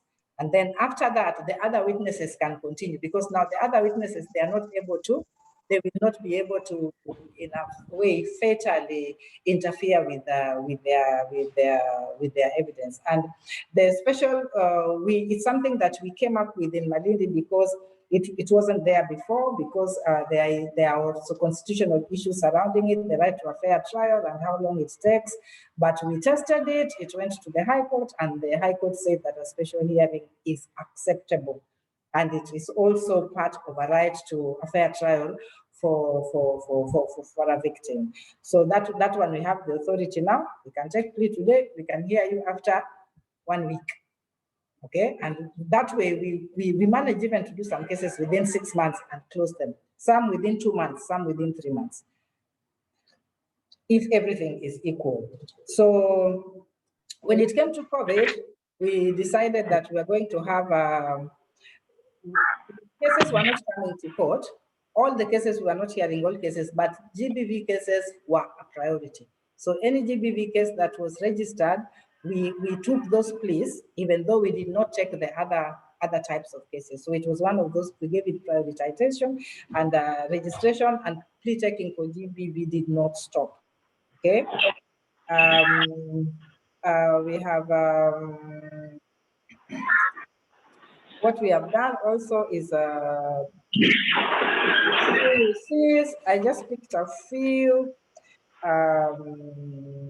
of the items that we do, but a lot of times in this journey, if you want to bring solutions, you cannot do it alone. So for us in Kilifi County, and also with the judge, we have a county CUC, we all believe in working as partnership with all the other stakeholders, because we all look at the problems together, we all solve the problem together.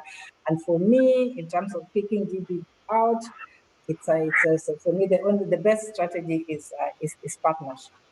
Eva, am I okay? Are we done? We give you 5 more minutes. So that is, let me see. In terms of the law, and basically when I now want to start looking at it from an academic lenses point of view, I am looking at the philosophy of legal feminism, and I'm looking at the way the law affects the woman.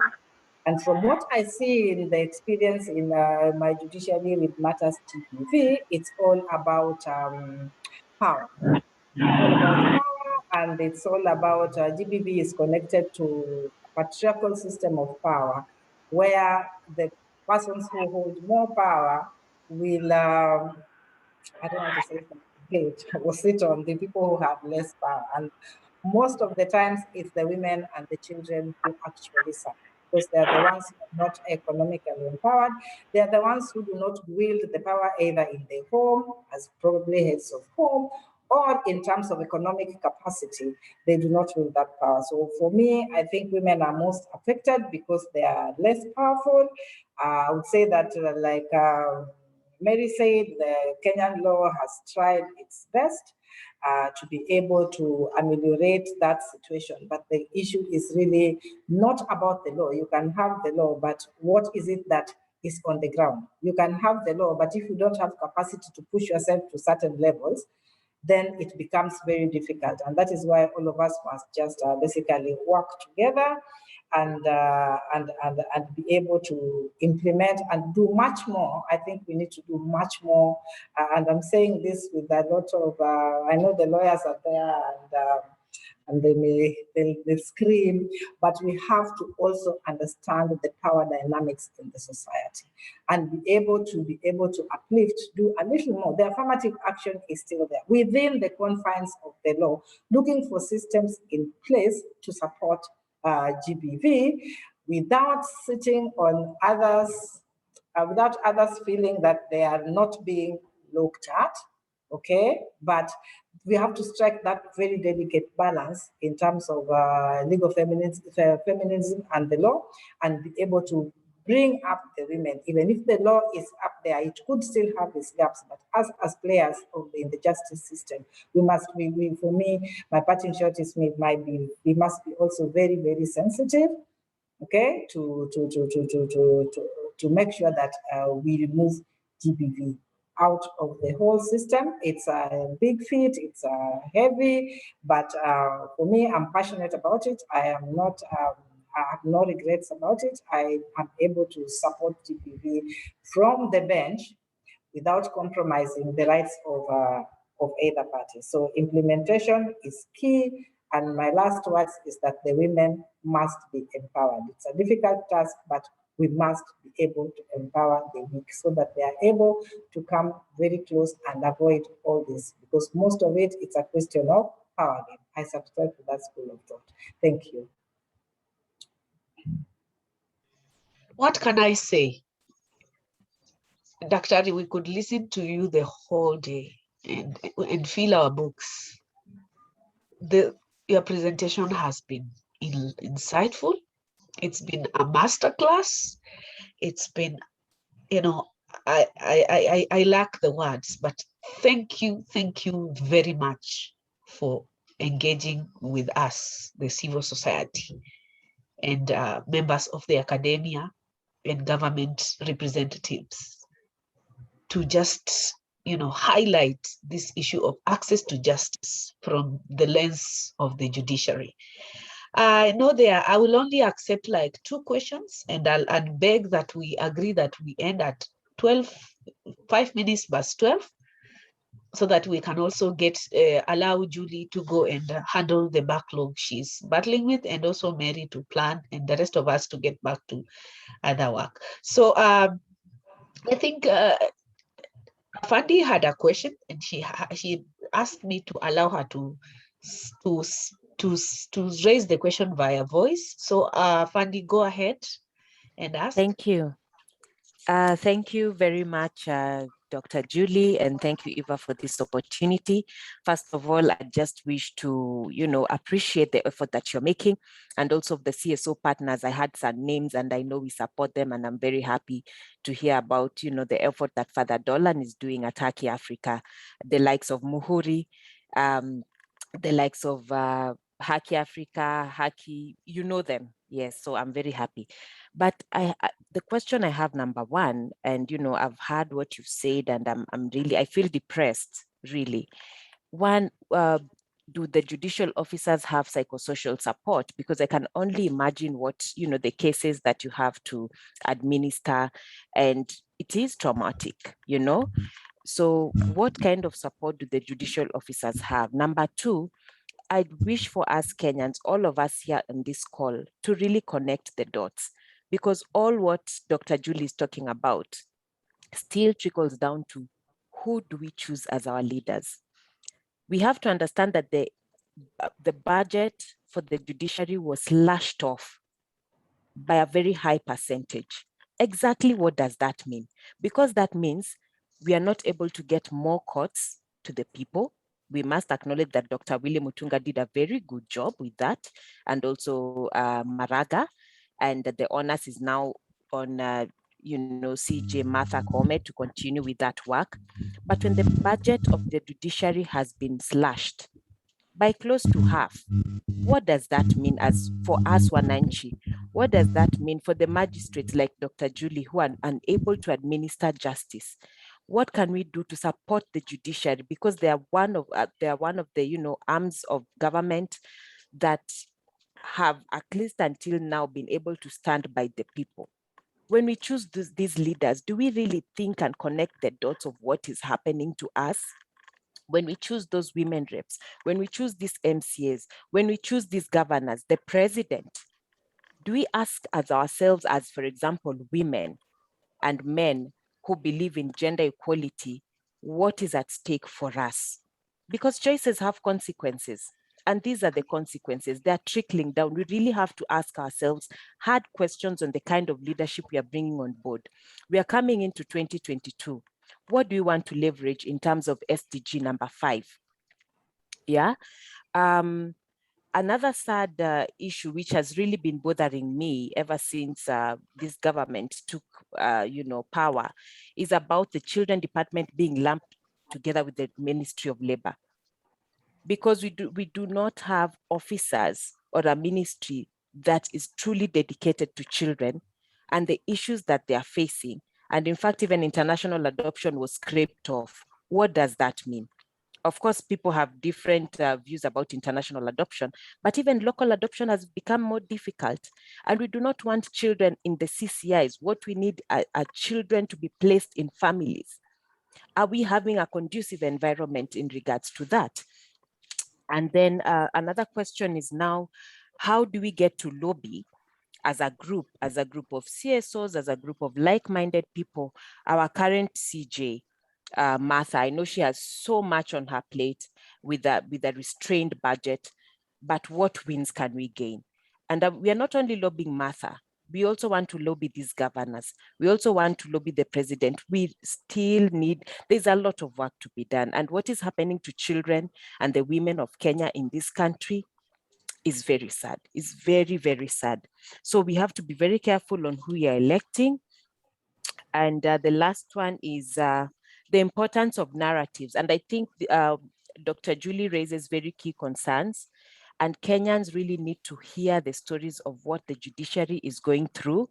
I don't know how we can go about it. I'd really wish to be part of that we document all this, all the challenges that the judiciary is going through.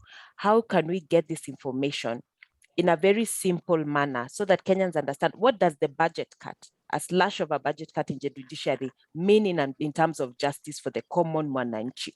What does it mean for the country as a whole? And I'd want these narratives to really come out, and I'm happy to work with whoever who would be interested. I don't even know how to go about it, but I'm looking forward on how we can go about it. I think this is a narrative that really needs to go out there, because the narrative that is there is that the judiciary is anti-government, and that is not true.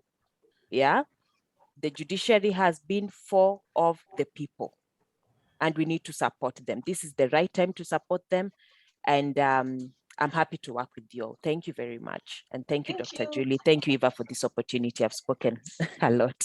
Thank you, Daktari.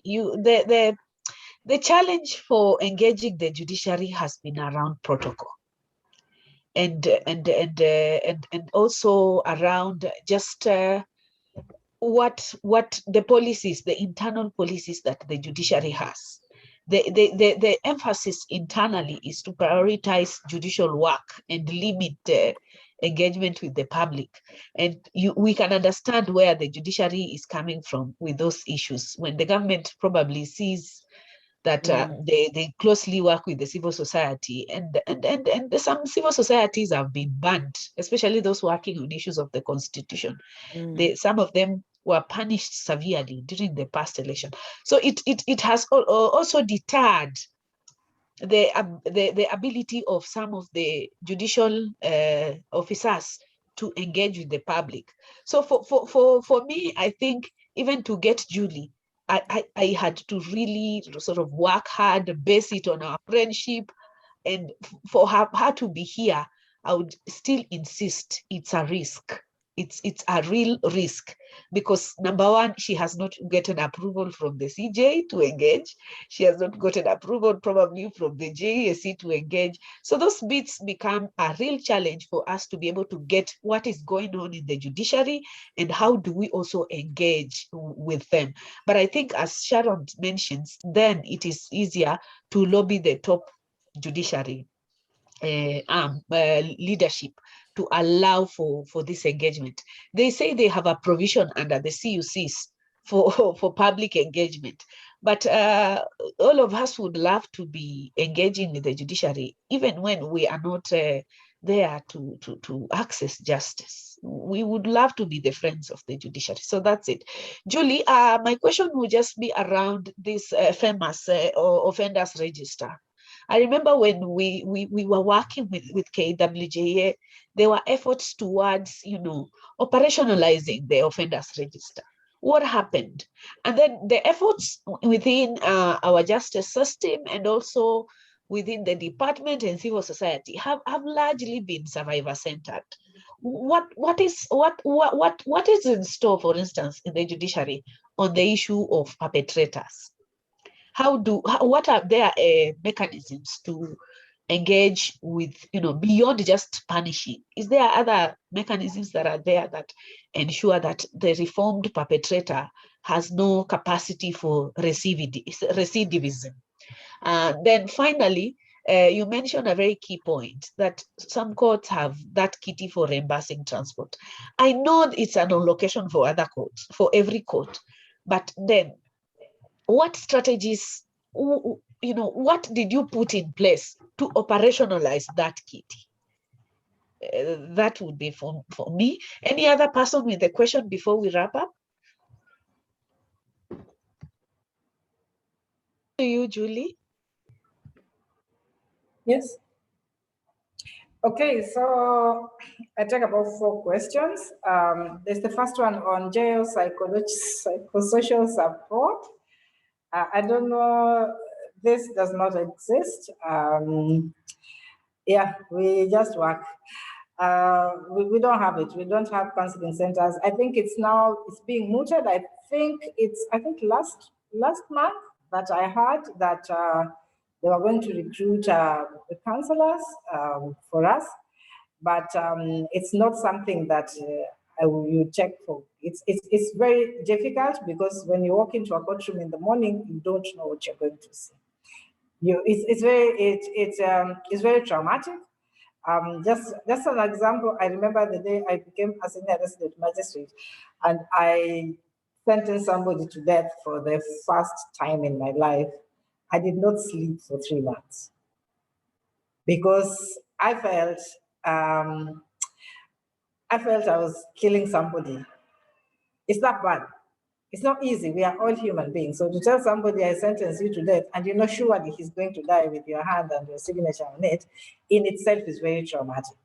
So I did not sleep for 3 months. I didn't sleep for 3 months and I kept looking for this person in prison to just go and apologize, it's not easy. Even sending somebody to prison is not easy because you know what you're doing. You know it's not a nice thing. You know he's done it, but everybody has that soft part of them where you don't want to hurt another person. Even if they've done something wrong, you still have those, oh my God, I wish I could do better, So just to tell you how serious that is, and also here in some of these cases are also pretty traumatic. Some of the narratives, okay? When you see a child which is 3 months, brought, torn into pieces, intestines out, private parts totally damaged. Those are things that we deal with every day, but that's why most of us drink. Sometimes it contributes to a lot of alcoholism because then you have to find a way of keeping this thing off, and you're doing this, you're away from your family, you don't work in your station. Like now I work in Malindi, my entire family is in Nairobi. It's been like that for the last 10 years. I've never been with my people except for 30 days in a month. You go there, you're traumatized. Even that husband to go back to just start crying on his shoulders and tell your problems is not there, your kids, to It's not easy, and I agree with the person who raised it. It is a serious issue. It's taken 30 years, but somehow at least something is going on, and I hope that it will catch ground. On terms of budget cuts, I think for us it's the most unfair, because I think when the government cuts the budget of the judiciary, they should understand what they are cutting. They should understand what they are cutting. So it's like the last time the budget was cut, they cut the budget for the mobile court. So for 1 year, we didn't have a mobile court. So we've not gone back to Marafa. It's just last week that money came. The money has come now for us to go to the Marafa court, and now I have had to go. So all the gains we made to go close to the people had even accepted. Those are the effects of the budget cuts. So it becomes a problem, even though we tried, before COVID came, they had cut the budget, and they didn't give us a budget, but we agreed as a station that we just go. That was our pro bono for the people. We can't start something and tell them the government has no money. Money for lunch is not such a big deal. I'm going and coming back. We can just go contribute for our own lunch. And we all in my station, we all sat down and agreed, and we went. And we served the people for 1 year without a single, any single money. So on the issue of the children departments, I hear you. I will not add any more. On issue of engagement with the judiciary, CUC, for now, in spite of the protocols, that is the only space that judicial officers find to engage with the public. Because through CUCs, I'll have an excuse to do anything if I'm doing it through CUCs. Even if I say this is part of a CUC activity, I will get away with it. So I just have to be innovative, okay, and come up with an excuse. Eva, I know you're saying it's a risk, but trust me, when anything happens, I know where I'll lodge it. I'll say this is part of a CUC project, part of me engaging with the public and also engaging with the people of Kilifi. We are allowed to use this platform. The Constitution allows it. So I think for us, it's just that the individual officers are not that outgoing. So I think there's need for sensitization for them to find innovative ways to serve the people. Serving the people is not sitting on these chairs. Serving the people is having a real passion for what you're doing. And when you have a real passion for what you're doing and you love your job, I don't think any window can close for you, however difficult it is. So I think it's just for us, some of us are a little afraid, but maybe me, I've done 30 years, nothing has happened to me. I've done all these things and survived.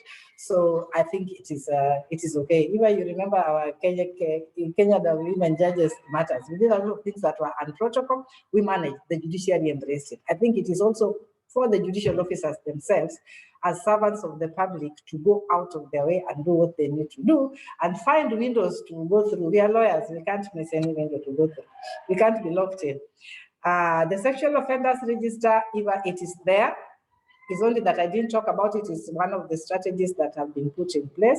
Right now, every month, each court, we have a sexual offenders register. It takes the picture of the offender. It takes the very details of the offender, and we supply it as part of our performance agreement by the 5th of every month to the CRJ. So the CRJ has an actual complete sexual offenders register from all the courts as a matter of principle. She has them.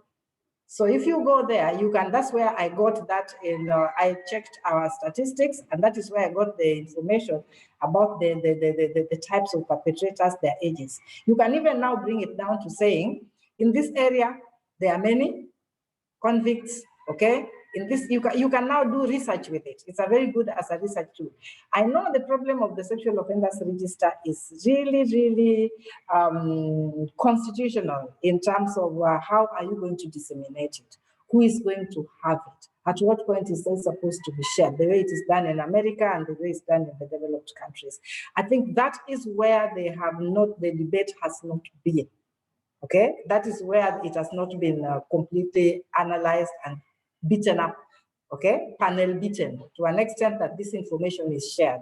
Because how do you have a teacher who is a sexual offender, okay, in the sexual offenders register, in TSC, teaching to defile some other 4, 5, 6 girls along the way, and the school does not know? It's very serious. Around here, there are a lot of teachers are perpetrators, a lot of headmasters, a lot of teachers, they are perpetrators. But then when they are convicted, we supply that information to the registrar. She is the one in charge of the register. Now the legality and the operationalization of how to operationalize that register, I think is where issues are. And that is an issue even academically, there's a lot of debate around it, that sexual offenses register. In some countries it's working, in some countries it has issues, but it's contextual to Kenya. So Kenya needs to decide. We have it. We give all that information. If you are 5'6", you are black, you come from this place, you are how old, you are what, it is there. So anybody who is convicted, the CRJ has that information by the end of every month. And that is part of my performance contract with them. So I sign it, I personally sign it and forward it myself. So the information is there. How the register is done in Nairobi, I have no idea. Probably when you meet her over lunch one day, catch up with her and let her explain. On the issue of perpetrators beyond punishment, that one is the preserve of the prison. For us, we process, we also get reports. Before, my courts don't just sentence people, okay? Because now the minimum sentence are out, we now have discretion. So you don't just sentence somebody. Minimum sentence was now the problem, because whatever you say, whether you say you are sick or what, you must have that minimum sentence. Now that we have discretion, but even in that area, there's still an issue. Whether the Supreme Court applied to robbery and violence, or whether it should apply to all the other statutory offenses. That is now a debate, which I think the Supreme Court should deal with, because they did not deal with that issue exhaustively. But there are some people who are not giving the minimum sentence. So we get reports. And when we punish, we punish. Once we punish, it goes to the prison for reforming. So it's the work of the prison to reform the perpetrator, so that by the time he leaves incarceration, he has reformed and he will not go back again. So that one at the prisons will give us a match. If the prisons people are here, they will be able to tell us how they do the reforming. On how to, the issue of refund of witness expenses, it's in our budget. We have an allocation for refund, but the way we do our budgeting is that you sit down at the station, you look at, I'm given my 5 million shillings. Okay, here I'll get maybe 30 million shillings in a year. Okay, then I look at the activities that the court does. Then we sit as a team and we say we need this. So me, I get mine because I put more money on witness expenses. Okay, on that reimbursement. So I put in much more than we have to agree with our staff. Let us take less tea, okay? But let this kitty go up, because you're given that money. Nobody dictates to you how that money is supposed to be. You just have to put money in those boxes. And you're the one who has you have the budget lines, but then you have to put the money that you want in that budget. It's like just giving you 100 shillings to buy food in your house. You decide whether you're buying Blue Band or whether you're buying milk or whether you're buying this. So if you find stations that may not have those kitties, maybe they don't think it is important. So that goes to the leader. Your leadership in that station is now what counts. But there's nothing like that. Budget line is there for every court station. So for ours, we have decided we put a certain amount of this. We reduce maybe water, we reduce maybe entertainment, we reduce maybe one lunch or here, but then we have to agree as a station, and that is why we work as a team. And we work like that because we also put that budget to the CUC. We will tell the CUC this money has come, this is what we are going to do with it. And any members of the CUC here have something that we think we need to spend on which we may have forgotten. They give us very good ideas. Sometimes we buy furniture and we give them to the police stations and to the gender desk. We bought chairs the other day. Okay, how you raise your money, Eva, you know how we raise money. I came back here with raising money. So me, I raise my money. I raise my money from civil society. If you have no video link, I tell actually to Patia. One letter, they brought me for 3 million shillings. I talked to Hakiet, they bring. Haki Africa, they bring. Muhuri, they bring. Muhuri is always funding our CUCs. They pay all the subsistence. We don't have money for that. The budget was cut, okay? But from you civil society organizations, we are able to run our affairs as even if we don't have a budget. It's just that the leader who is sitting on the driving seat must learn how to make sure that their flock is looked after. So me, I think I have no problem, particularly with, they cut money for CUC. What did I do? I just talked to Muhuri. I told them, come, we do a project. You fund my CUCs. He pays 500, all the chips are here. So it's just the same way that it works. So that budget is there, but it cannot be enough if you are not helping. Okay, like we have our civil society organization. They are now giving internet band. I think it's Haki Mama Helda. One of them, they are giving us, she came and she proposed that they are now willing, because I spoke to her. I told her children can't come to court. They must stay in the children's home. So can they look for a laptop and bundle? I will do all the work online to save children from coming here to get COVID. And they have agreed. They now have money. They are willing to put out there and buy internet bundles. Our CUC even bought a laptop for prisons. Prisons didn't have a laptop. We bought it from CUC. So even though we have a low budget cut, and I'm not saying that that is a justification for a budget cut, budget will never ever be enough. We must also work with other people. So that is how we have managed to keep that kitty running. Fully funded by both government and our partners. Thank you. I now understand why your court was voted the best performing court just before Maraga left the judiciary. And you went on CNN to show globally that even during COVID, the Kenyan court was sitting when even other courts globally had closed. So thank you very much, Daktari. There would be so many questions we would want to ask. But as at 2016, when I was leaving the judiciary, we had a total of 2,000 children officers in Kenya, 2,000 against a population of around 48 million. So that tells you that departments, we need to do a lot of advocacy to increase the number of children officers to be able to hasten issues of access to justice. Additionally, maybe Daktari, this one you will respond later via email, is to just know then how do we move from just clinical officers towards forensic medical experts in this country, so that we don't have a lot of cases lost. The training around forensic medicine is very different. They are the specialists who understand the vagina the best and can write. I listened to Kizi talk about T3, T5, and I'm like, what the hell is that you're talking about? But she tells me with that expertise, then you can defend. Because the other day when we were assessing to see why some cases were going through the magistrate's court, but when they get to the high court, the appellate level, they collapse. It's because when the lawyer, the accused lawyers stand in court and ask for the certification of the clinical officers and doctors around forensic matters, they don't produce. And if some of them are aware that they will be asked, they don't attend court. So you have just doctors who are playing hide and seek because that question will be raised and they will not produce it, and then it will be a reason why that case is adjourned all the time, or even why the perpetrator walks, especially at appellate level. Now, good people, we have come to the end of this conversation. One of the most, I think, insightful conversations we have had this year in the SDGs Kenya Forum Gender Hub.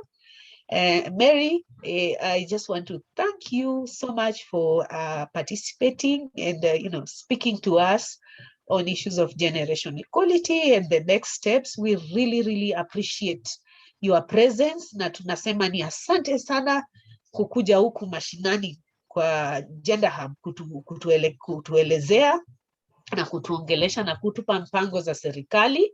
Dr. Julie, it's always a pleasure to have the two of you. And the best part is that both of you are my friends.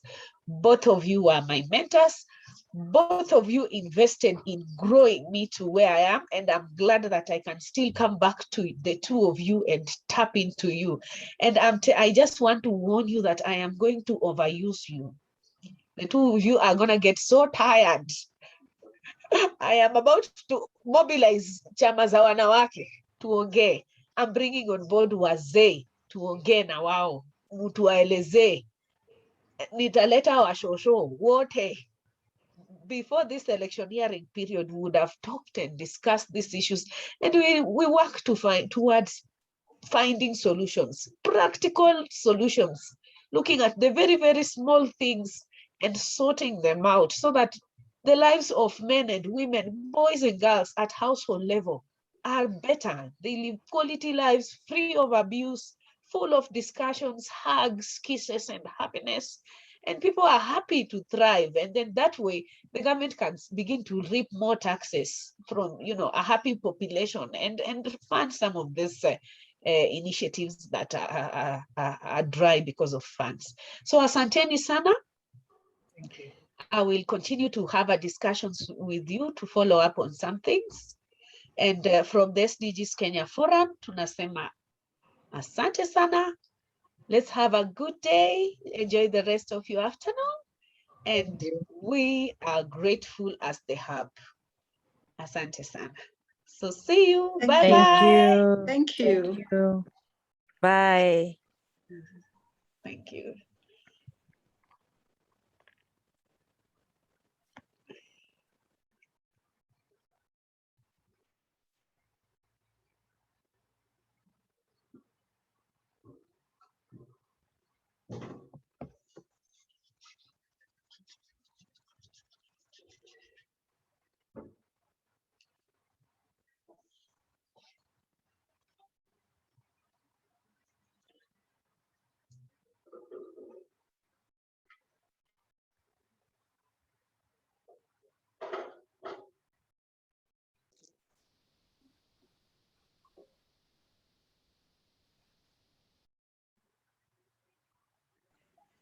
Bye.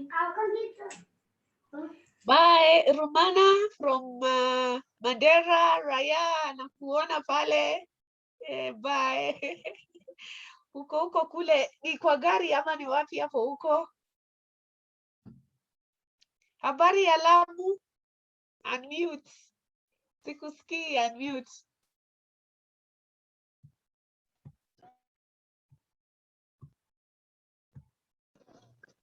Oh, nilikuwa sija unmute. Niko kwa njia naenda Lamu.